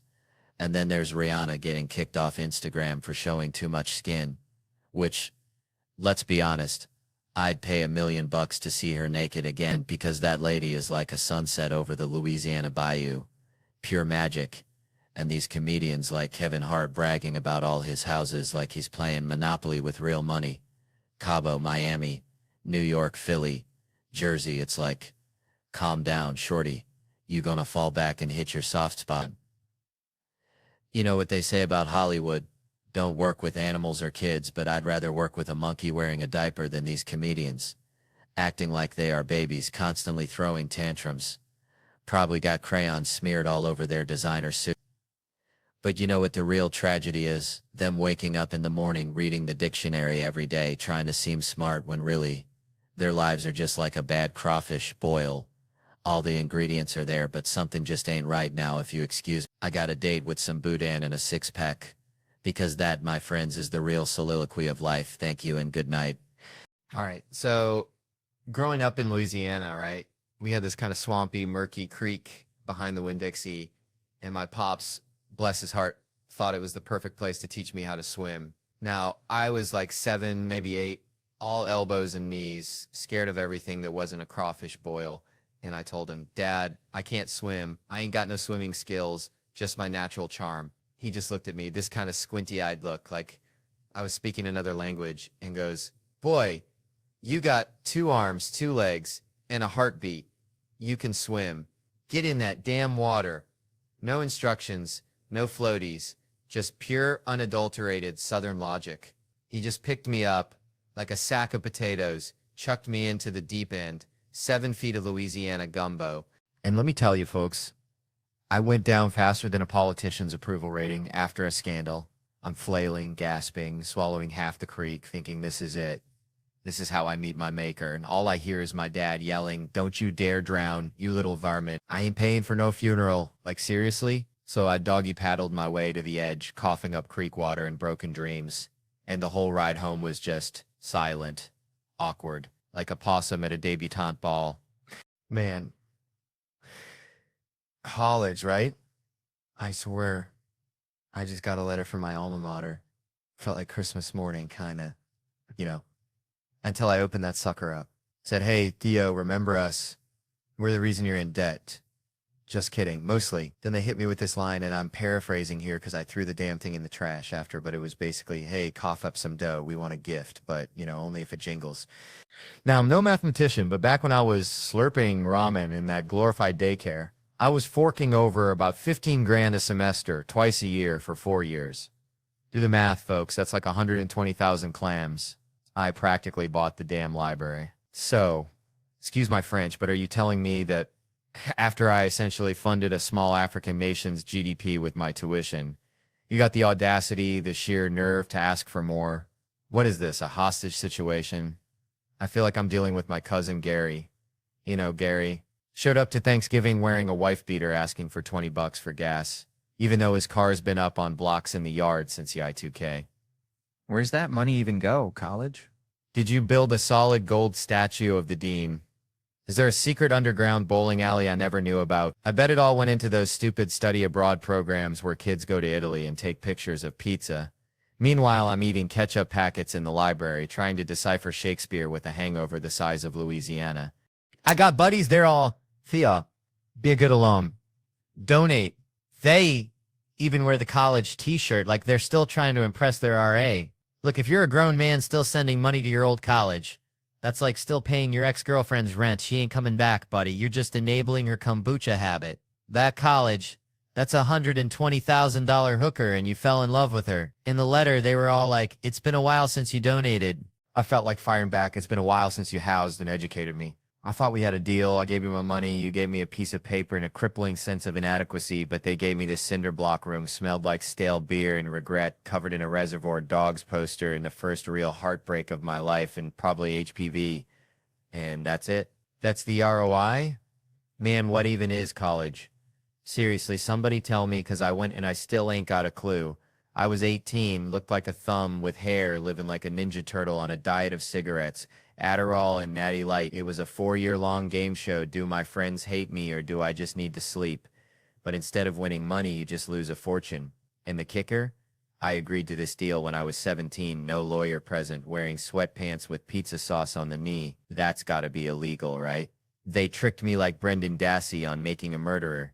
Pulled me out of high school, 2 guys in clip-on ties like, come on, son, do the right thing, sign here, you'll be an English major. And I fell for it. An English major. 120 grand so some professor could tell me to read Jane Austen and then I didn't. Y'all can laugh, but that's the worst financial decision I ever made, and I once bought a used jet ski from a guy named Bubba who claimed it was slightly haunted. Man, reminds me of when I was a kid back in Louisiana. I used to trap muskrats with my cousin Bobby Lee. He always had the craziest ideas. Like, one time he thought he could train him to fetch beer from the fridge. Didn't work out, but it always felt like we were Chip and Dale, just trying to survive in the swamp, Speaking of Chip and Dale, that reminds me of bathrooms, and I gotta tell you, I had a toilet flush in my house yesterday. Sounded like someone was singing Happy Birthday. I swear I thought a ghost was throwing a party in the pipes. It was spooky, I tell you, but not as spooky as having to tell your date that the only way out of the bathroom is through the... Well, you get the picture, right? It's like that scene in Rescue Rangers where they gotta go down the toilet. Live a little, they say, and sometimes life's like that. You gotta just jump in the porcelain. Metaphorically speaking, of course, like how Disney's premiere is next door and they're inviting everyone. Which is just like Bobby Lee inviting all the raccoons to our crawfish boil. Utter chaos. Anyway, Chip and Dale Rescue Rangers, Disney Plus, Friday, no theaters. Which is a real shame, because imagine watching that on the big screen. Feels a little like watching it in a bathroom. Kinda immersive, right? But hey, at least Cheryl Hines is gonna be there. Probably not in a toilet though. But hey, at least it's not in theaters, because you know what that means? I don't have to take off my house shoes. Now ain't that something? All right, how y'all doing? That's what I like to hear. Yeah, Theo Vaughn here. Let me tell you something. Grew up in the sticks, Louisiana. We had this old hound dog, Blue. Sweetest thing, but dumber than a box of rocks, I swear. He'd chase his tail till he passed out. Then wake up and do it again. Just pure unadulterated joy in that dog's heart. Reminds me of my cousin Earl, bless his soul anyway. Saw some fancy water backstage, thought I'd grab a sip. Next thing you know, sploosh right down the front of my pants, looking like I just lost a battle with my bladder. And you know what's crazy? We're all so worried about looking like we peed ourselves. Like it's the ultimate social faux pas, but let me tell you, nobody's intentionally rocking the pee-stained pants look. Like, yeah, just gonna let this soak in. Air dry. Adds character. Nah, if it happens, it's an accident. A momentary lapse of judgment. Like driving a tractor through a car wash, you just gotta own it. And besides, pee's like that fire in backdraft, it goes where it wants, it's got a mind of its own, seeping down your leg, pulling in your shoe. A real abstract expressionist masterpiece. But that got me thinking. You ever see them folks in the bathroom, hovering under the hand dryer, scorching their nether regions like they're trying to deep fry a chicken? Ain't nobody got time for that. And that water wasn't water, 'cause it just kept humming like a leaky faucet, which is a sign. I'm getting older. 43 now, which is weird, 'cause I just got carded at Cracker Barrel, but my knee sounds like a bowl of Rice Krispies. Makes me think of these awards, you know, we give them out, feel good, raise some money, but it's like, who really deserves it? You know, like in Willy Wonka, Charlie gets the golden ticket, takes Grandpa Joe, and everybody's cheering, but what about Grandpa George, huh? Laying in that bed, looking like a prune, getting passed over for the guy who suddenly remembers how to walk after 4. Grandpa Joe, that walrus-mustached con artist, lying in bed while they sing Cheer Up Charlie, that song that sounds like a funeral dirge, while his mama makes laundry soup. It ain't right. It ain't fair. It's like award shows where some folks get the golden ticket, and others are left eating dust. And honestly, that reminds me of that hound dog Blue. He never got any awards, just chased his tail and barked at squirrels, but he was happy as a clam. Maybe that's the real award, just finding your own damn tail to chase. Now ain't that something? All right. All right. Settle down, y'all. Let me tell you something. Used to have this chihuahua back home, okay? Little fella named Napoleon. Thought he was a Rottweiler, I swear. Hated baths. Hated him worse than I hate lima beans, which is saying something, because I think lima beans were invented by the devil himself. Anyways, reminded me of Kevin, because remember when Kevin wasn't famous? Shoot. He'd show up smelling like a gym sock and a dreamsicle. You know, at least twice a week he would shower back then. Now it's all cologne, like he's trying to fumigate a whole damn city block or something. Got that cloud around him like Pigpen from Peanuts.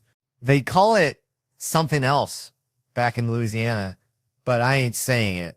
But you know what though? All this money and fame hasn't really changed the dude much. Truth be told. Still the same old Kevin, same piece of work, always been a little rascal, like a squirrel hiding nuts in your couch cushions, ain't paying nobody on time. Like my Uncle Cletus after a weekend at the casino, always promising, never delivering. That's why they doing the intervention, need money. And people think I'm just laying around my pool all day, sipping sweet tea and getting a tan, like I'm living the life of Riley. But I'm grinding, man, I'm hustling. Got to go to radio stations, TV stations. Sometimes I got to get on the phone and cuss someone out. And it's costing me, man. I pay way too many people. I'm about to cut this whole damn thing off and build a bunker. But then, you know, they reel you back in, tell you they need you. Like Iramora needs a shark. So here's a question, though, and this is a real one. Who's the funniest out of this crew besides yours truly, of course? I'd say you're funny, man, because you seem smart, and smarter folks are funny in my book. It's about time someone give me a little credit. Praise the Lord, truth finally comes out. But him. Yeah. Dude's quiet. Got to watch out for the quiet ones. They're like a possum playing dead. You never know when they're going to strike. Nah, man, I'm the creepiest, always have been. Anyway, Comedy Central, Netflix, you know the deal. Got to plug the stuff. Y'all been a good crowd, evened out the balance of my show, met my black people quota for the year. But remember Kevin and the other black guys? We bleed it. Anyway, you can see us on tour at Kevin Hart Nation. Joey, what's up, man? And hey, since we're at the end of this thing, I'm going to go walk up this staircase on my set that I've never walked up before. Hit that subscribe button for more of this nonsense, y'all. And remember, always check behind you. You never know what kind of craziness is lurking around the corner. It's probably a chihuahua named Napoleon or Kevin Hart or something equally terrifying. All right, y'all, let me tell you something about them early hustles before the spotlight found this Louisiana boy. Reminds me of my Uncle Dale. Bless his heart, thought he could train squirrels to water ski. Spent 6 months in a whole lot of pecans, ended up with squirrels that just knew how to drown fancy. Speaking of drowning, remember working at this Office Max, right? They wanted me to greet folks like I was selling salvation. Welcome to Office Max. How can I help you? Take it to the max. Sounded like something them televangelists say before they ask you to donate your social security check. Couldn't do it. Felt like I was lying to folks. I was better at Aviation Joint, where my grandma worked. And I remember going out with a girl from work who was proud of her promiscuous ways. Then I did some time vacuuming, but in a weird way where I threw dirt in front of people and then vacuumed it up.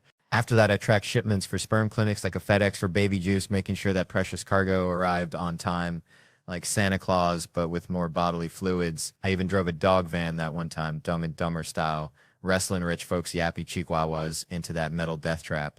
Then there was waiting tables where folks recognized me from Comic View, asking if I was the one on the show. Was you on Comic View? They'd be like, bread in the wing or leg in the thigh. That job eventually got me punched in the face and knocked unconscious, but hey, at least I got a free hamburger out of it. Oh, and lifeguarding and selling sneakers. And well, it's all in my book, Life Lessons, which nobody's read. Go get it and then check out my other book on Audible, because who has time to read anymore? Kevin here's got promo at Edis, bless his heart, can't stop hustling his Jumanji 2 tapes. And that's the damn truth, y'all. Truth, like a possum playing dead in the middle of I-10. Gotta swerve to miss it. And maybe that possum knows something we don't. Maybe he's onto something big, like a new way to monetize possum roadkill. Now there's an idea. I was at this Cracker Barrel down in Tickfall, Louisiana, right? Getting me some chicken and dumplings, you know, the real kind that'll clog your arteries faster than a 99 Ford pickup truck with a busted oil pan. And this dude, he's straight up sawing logs in the middle of the show. Just flat out knocked. Drool and all. I'm thinking, man, I can't even sleep at home. Got this $300 pillow that feels like a brick. And this fella's out cold in a public theater. Like he's in his own personal sensory deprivation tank sponsored by NyQuil. Reminds me of my uncle, Earl. He used to fall asleep during Thanksgiving dinner face first in the cranberry sauce. Anyway, nobody touching him.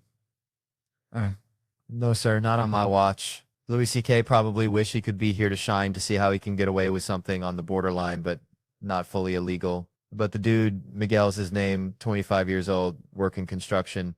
Now, usually that's where I'd launch into the old Mexicans taking our jobs routine, but then I find out he's working in the office construction. I never heard that. That makes him getting replaced by a Chinese or a robot, just straight up AI taking over the whole damn operation. But his boys, they covered for him. Said he was up all night arguing with his girlfriend, probably about some high-stakes Scrabble match or who gets to pick the next song on the jukebox. He bought his ticket himself and he is using it. You know, I haven't slept like that since I was a kid. And the only way I could do that was by going to the church on Sunday.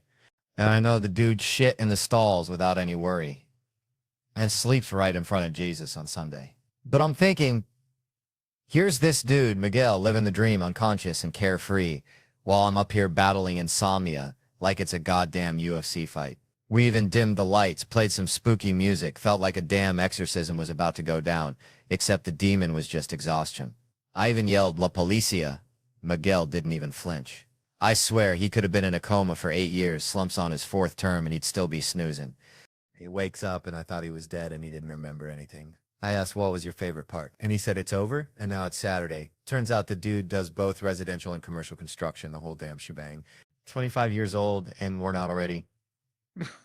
What's he going to be like when he hits 40? A human-shaped pile of dust held together by duct tape and caffeine. Still, he gave me an idea. Maybe I should start sleeping in public. Get some of that sweet, sweet Miguel level unconsciousness. Maybe even go to church, face Jesus, and shit in a stall like him. Who knows, might just cure my insomnia or at least give me some good material for the next show, but he is not worried about shitting and sleeping in public. All right, check this out.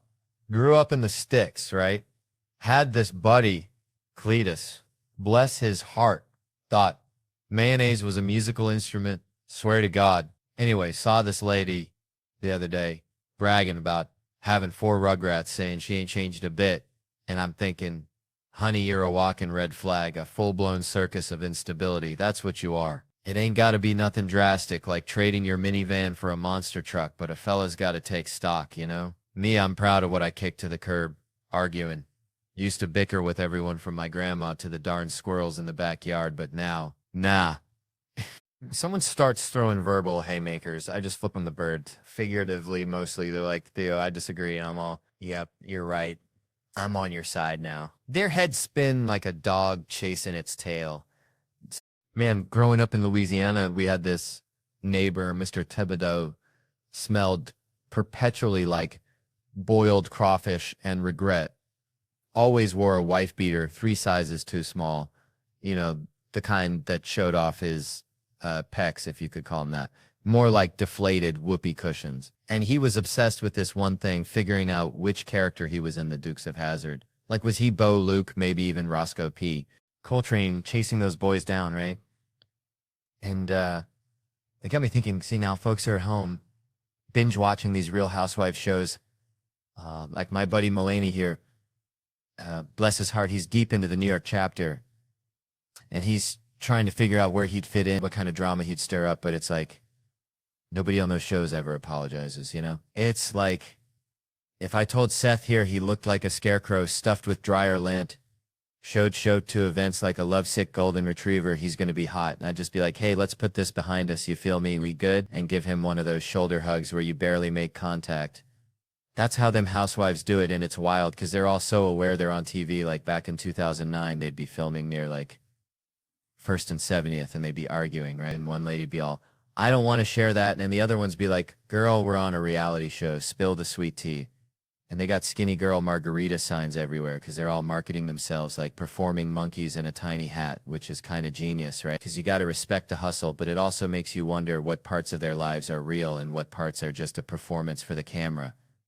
You know, like, is that genuine outrage or is it just them practicing their Emmy Award acceptance speech in the mirror? Because either way, it's getting views and making money. So maybe Mr. Thibodeau was right. Maybe we're all just characters in somebody else's reality show, just trying to figure out our lines and hoping we don't get canceled or worse, become a meme, which at least he never smelled like boiled crawfish most.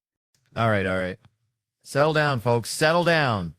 So growing up in Slaughter, Louisiana, you wouldn't believe the nicknames. I weren't exactly tall. See, more like compact. One dude, Cousin Earl, bless his heart, he'd yell across the Piggly Wiggly, hey, Theo, I can't believe it's that big, referencing my personality, I guess. Wasn't the height, but the sheer force of will, you see, like a chihuahua with a Napoleon complex. That's me. And it got me thinking, all this talk about height, it's bullcrap. Tall folks, bless their hearts, they just conversational advantages like them fancy, overpriced steaks that taste like cardboard. There ain't nothing else special about them. They ain't smarter. They ain't funnier. They sure as hell ain't tougher. I've seen a possum take down a Great Dane. Size ain't everything. People.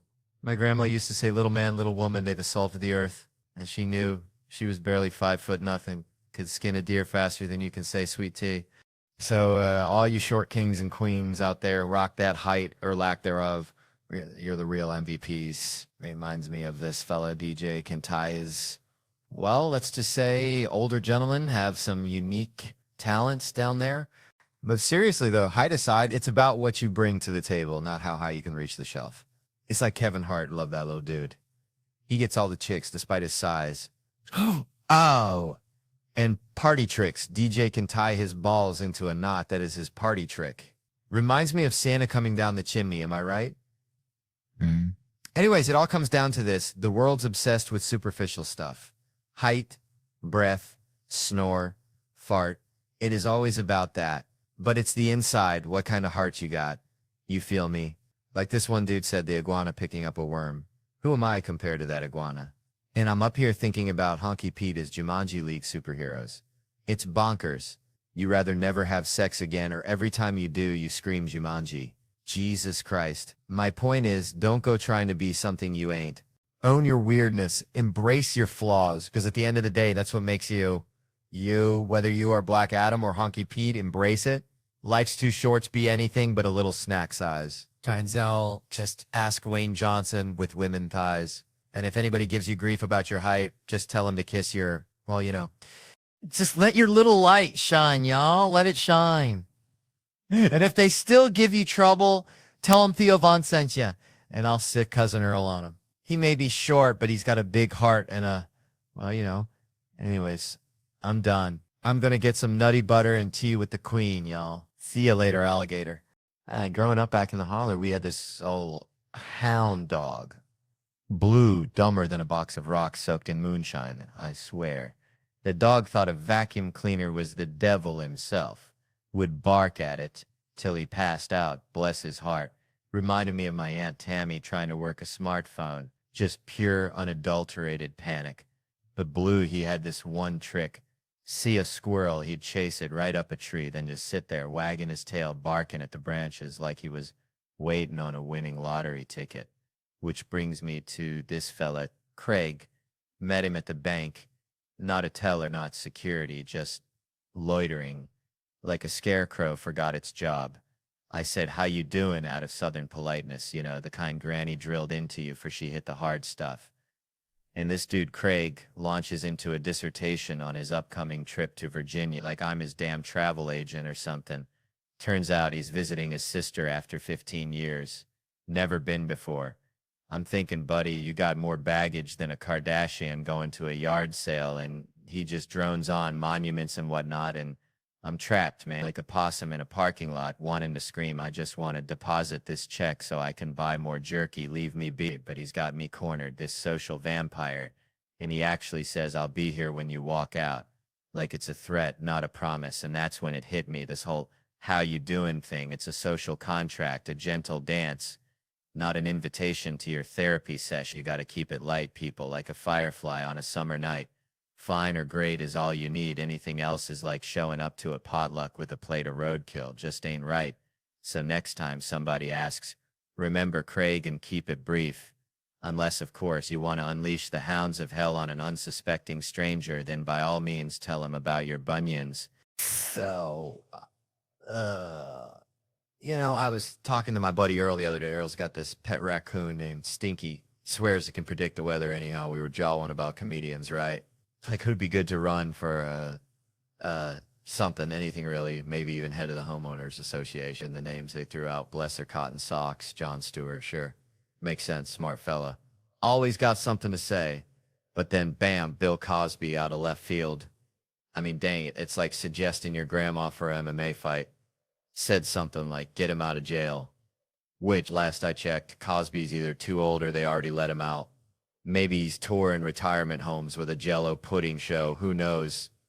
I even saw Cosby do stand-up at a Jon Stewart benefit thing once. Wounded Warrior Project. You know, before the whole pudding pop parade went south. And let me tell you, that act was darker than a black bear's armpit on a moonless less. I'm talking deep. Unsettling. You're waiting for the punchline, but it just keeps getting more existential, like watching a squirrel try to bury a nut in concrete. Now, I ain't remember the specifics, something about cough syrup and airplane food, or maybe it was the other way around. It was before the accusations, you know, like ancient history, so we were all kind of, sure, Bill, knock yourself out, thinking it was just regular old comedy, but now, looking back, that performance was a straight-up cry for help disguised as a Jell-O joke. And that's the thing about comedy, ain't it? It's like a canary in a coal mine. You can sense when someone's in a dark place. Kind of like Earl's raccoon Stinky when it starts hiding all the shiny objects. Right before a tornado, just a little unsettling feeling deep down in your gut that something's about to go sideways.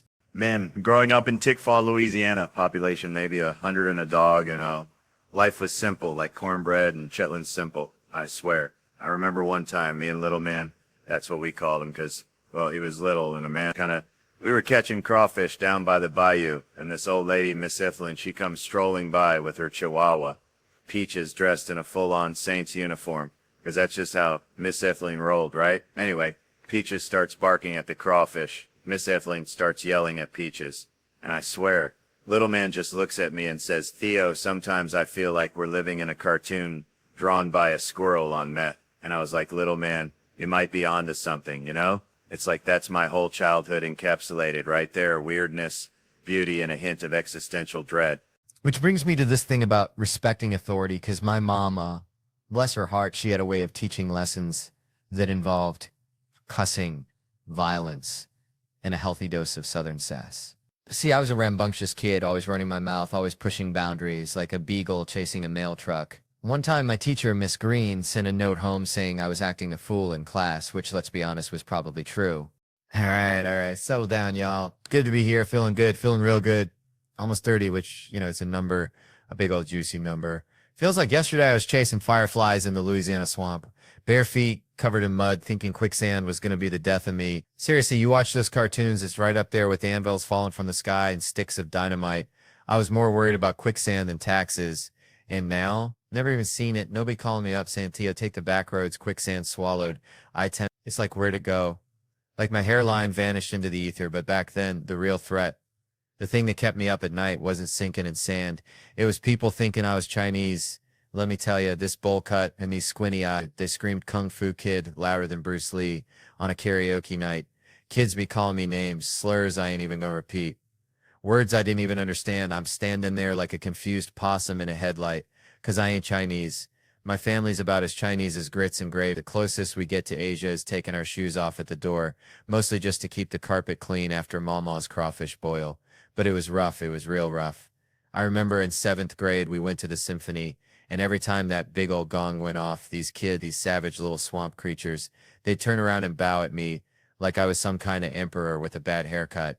It was racist as hell, but also I gotta give them credit. The coordination was impressive. For a bunch of 13-year-olds fueled by Mountain Dew and Spite, it was a whole dang performance. Made me feel like I was in some twisted, low-budget racist Cirque du Soleil. But that's the past. We all say dumb stuff. I mean, look at TV. You can say anything on TV these days, especially on Law & Order SVU. They can't say the F word, but they can describe a crime scene with enough detail to make your stomach churn. Anal contusions this, cement and fecal matter in the ear canal that, and it's always Ice-T delivering the line. Ice-T, cop killer looking confused as ever, like he just walked in off the set of Colors. You mean this dude likes pigtails? Yeah, Ice, it's a pedophile. Welcome to the sex crimes unit. Grab a donut and try to keep up. It's like that time they tried to explain sex addiction to him. They're really trying, and Ice-T finally gets it. He's looking all serious, and he says, oh, I get it. You mean like when someone drinks too much or snorts cocaine or bets the house on the ponies? I almost choked on my water. I was praying they'd just let him keep going. Just name every vice he could think of. Or like when someone eats too much fried chicken, or watches too much reality TV, or collects porcelain dolls. Just fade out. Created by Dick Wolf. That's what I'm talking about. That's the kind of TV I want to see. So yeah, almost 30. Seen something, called some names, dodged the quicksand. Maybe it's time to start collecting porcelain dolls. Or maybe just keep watching Ice-T solve crimes. Either way, it's going to be one hell of a ride. Just try not to bet the house on the ponies, you know. Man, Montreal, y'all are all right. Reminds me of shrimping back in Tickfall, Louisiana, where the only thing louder than the mosquitoes was my Aunt Shirley and Aunt Uncle Dale for drinking all the RC Cola again, you know. That woman's voice could peel paint off a barn from 50 yards. That's the thing about women, ain't it? Up close, whispering sweet nothings could launch 1,000 ships, but try hearing them at a football game. Sounds like two squirrels fighting over a dropped pickle. Now that brings me to this whole first lady business. See, my grandma used to say, a chicken ain't got no business in the hen house if it ain't laying no eggs. And I'm thinking these first ladies, bless their hearts, they ain't elected, they ain't paying the bills. So why they gotta be running their mouths like a hound dog chasing a mail truck? Like, if you hire a fella to fix your leaky faucet, and his wife, who ain't never held a wrench in her life, starts telling him to reroute the pipes through the attic, you gonna look at her sideways, right? Just 'cause you're married to the plumber don't make you a plumber. Now I'm hearing whispers about Hillary getting back in the game and scratching my head. How'd she become a senator anyway? Went straight from being the president's missus to sitting in Congress. Like she jumped the line at the crawfish boil. Should Tom Brady's wife be calling the plays for the Rams just 'cause she married a football player? Ain't no magic powers transferred through matrimony. This all started with Nancy Reagan, bless her soul, waving her bony finger and telling us to just say no, like we was all just waiting for permission to quit huffing paint thinner than Hillary with her health care plan. Michelle preaching on 60 Minutes, gotta give it to the Bushes though, they kept their women in line. Barbara was silent as a church mouse, and the other one, Paige or Bethany, something like that, I ain't even sure of her name, but Dub had her on lockdown tighter than Fort Knox, made sure she smiled and nodded when he told a joke. Now I'm hearing folks say a woman president's gonna change things, but I ain't buying it. The president makes, what, 400 grand a year? Try telling that to a Wall Street banker with $100 million bonus. Ain't gonna make a lick of difference if they got a dick or a clam, black or white. Nothing's gonna change till somebody gets froggy and starts going full Rambo on those gated communities, taking out the folks pulling the strings. Until then, it's just gonna be a different pair of tits telling us the same old song and dance. I'm staying at a hotel here.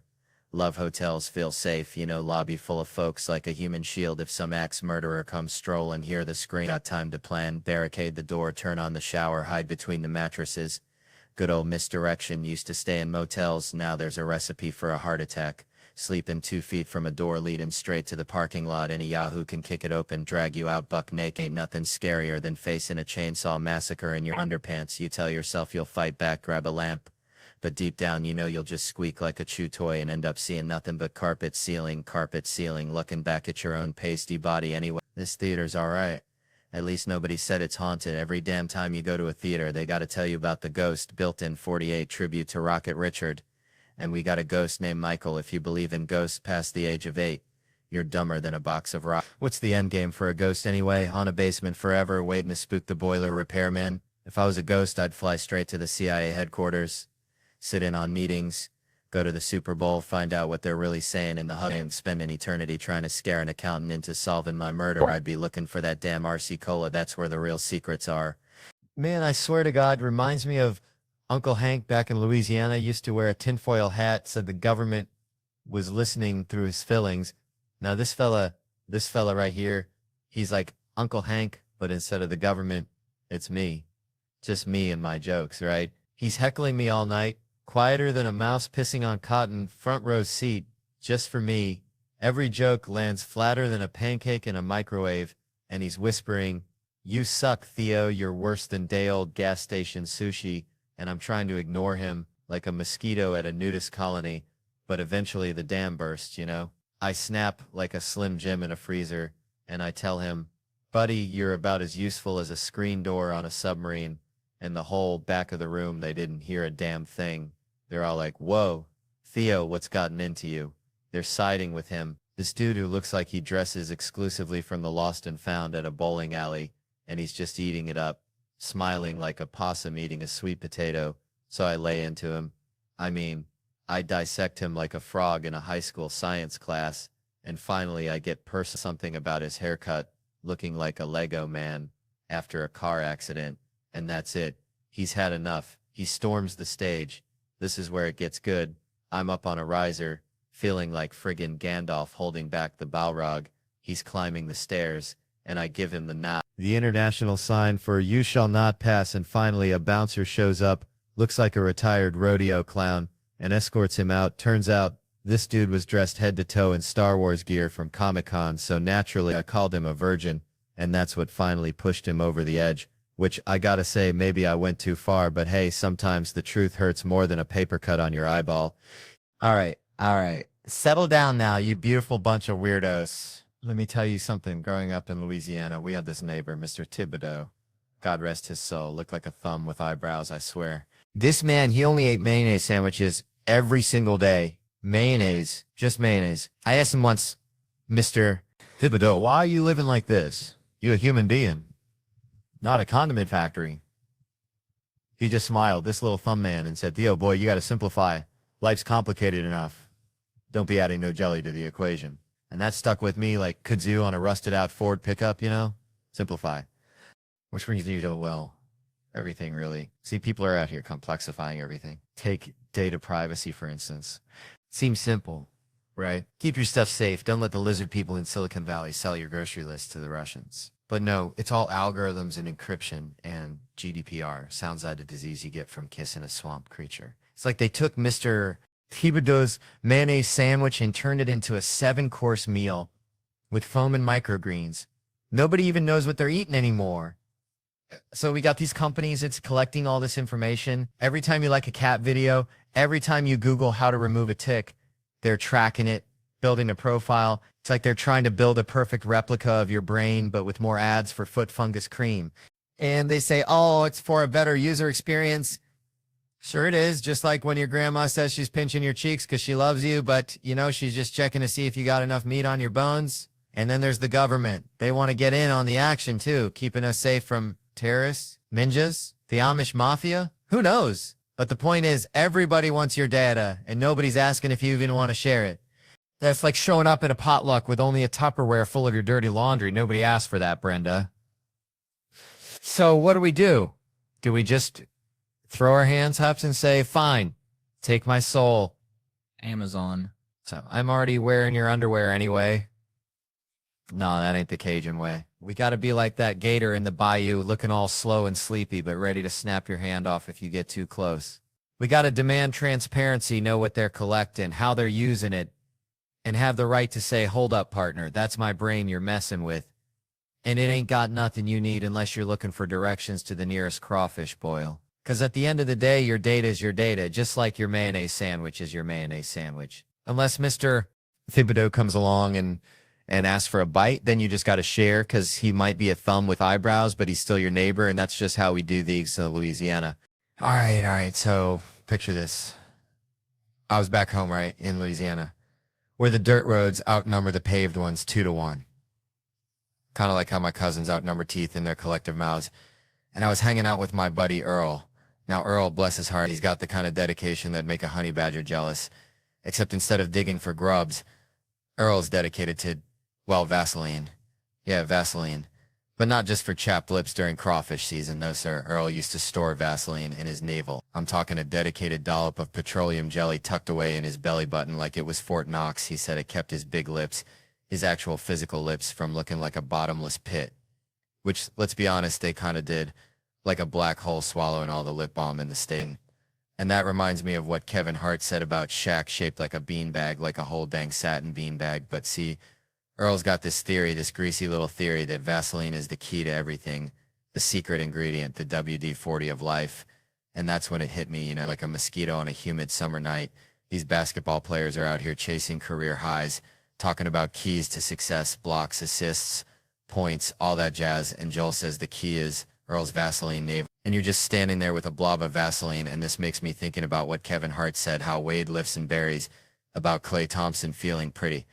I swear the way these athletes carry on, it's like a bunch of squirrels fighting over a single acorn. That's kind of like that time I tried to teach my grandma how to use the internet. She ended up ordering a life-size cardboard cutout of Burt Reynolds and started calling him her digital boyfriend. But underneath all the sweat and Vaseline and post-game interviews about team, there's a real desire for something more, something real, something like what Ernest said won't go through. He'll flunk the physical, something beyond the game. Kind of like Earl's obsession with keeping his lips hydrated. It's a quest for something real in a world that's mostly just a whole lot of hot air and maybe, just maybe, a little too much Vaseline. All right. Settle down, y'all. Let me tell you something. Grew up in Louisiana, right? Small town. Like, if you blink, you miss it. And even when you do see it, you probably wish you missed it. We had this guy, Cletus, lived down the road, only had one tooth right in the front, like a dang picket fence with a hole in it. Cletus swore he could talk to squirrels. Said they told him secrets about where the best peckins were. Now, Cletus wasn't the sharpest tool in the shed, but he did have an opinion about everything, just like this lady in the front row here, bless her heart. It reminds me of this whole teacher thing. I was never one to rag on teachers. No, I actually kind of liked them, probably because back then teacher porn was my go-to. Wrecked my after school. Every time my teacher, Miss Crabtree, even looked at me talking about you're in a lot of trouble. I'm thinking she trying to seduce me, not tell my mama I drew on the desk again. And now people ask me, Theo, you watch teacher porn? Well, yeah, but it's got to be the right kind of teacher. Nobody want to see some meathead from Staten Island. No offense to anyone from Staten Island, but you know what I'm talking about. But hey, let me ask you something. You ever look at a student, maybe a year out of high school, and think, maybe. Nah, just me. All right. I'm just saying, there's something about that forbidden fruit, that danger, Like dating a PE teacher, they always walking around in sweatpants, giving you that look, thinking what could be. What am I supposed to say? I supposed to say like Staten Island, that's like stepping back into the 1950s. They probably haven't even heard of the Me Too movement yet. But what's the point there? The protection of people like that is almost non-existent. You go there and get eaten alive. Say that those girls will wake up and not even realize how bad they played it off. That or they will be too busy complaining to remember I even said anything. You go there and end up with manic depression, ADHD, just one way to go when people are that far behind, I suppose. Man, growing up in Tickfaw, Louisiana, population smaller than a Walmart on Black Friday, we had this neighbor, Cletus. Now, Cletus, bless his heart, thought squirrels were just rats with better PR, and he swore he could communicate with them using only kazoo music and moonshine fumes, which, looking back, might explain a lot about Cletus's life choices, like the time he tried to ride a gator into town, claiming it was his Uber anyway. That whole Cletus situation reminds me of this article I read the other day about how AI is supposed to be like revolutionizing customer service, right? Promising us these seamless, efficient, emotionally intelligent interactions like a customer service rep that never sleeps, never gets hangry, and never needs a bathroom break. Unlike my Aunt Shirley after a potluck, which, can get dicey, but then you actually use these AI chat bots, and it's like talking to Cletus after he's had a bit too much of that squirrel whisperer juice. You ask a simple question like, where's my package? And it responds with something completely off the wall, like the meaning of life is 42, but have you considered the existential dread of being a digital assistant? I swear I asked one chatbot about my phone bill and it started reciting Shakespeare. Now Shakespeare is all well and good. I like a good sonnet as much as the next fella, but I just needed to know why I was being charged for data roaming when I was sitting in my own darn living room. But these chatbots, they're just going on about to be or not to be, and I'm like, to be connected to Wi-Fi or not to be? That is the question. Now answer me, you digital Cletus. And it's supposed to be getting better, but it's like teaching that gator to drive. You might get it to move forward eventually, but you're going to have a lot of fender benders and a few folks ending up in the bite. And I'm just sitting here thinking, we're putting so much faith in these artificial brains, hoping they'll solve all our problems, when sometimes you just need a real human being, even if they smell like biscuits, and met their spouse on Ancestry Mingle. At least they'll understand the question, where's my damn package? Without launching into a soliloquy about the fleeting nature of existence.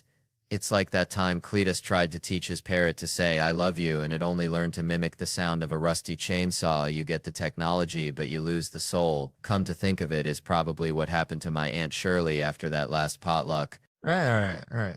Settle down, y'all. Let me tell you something.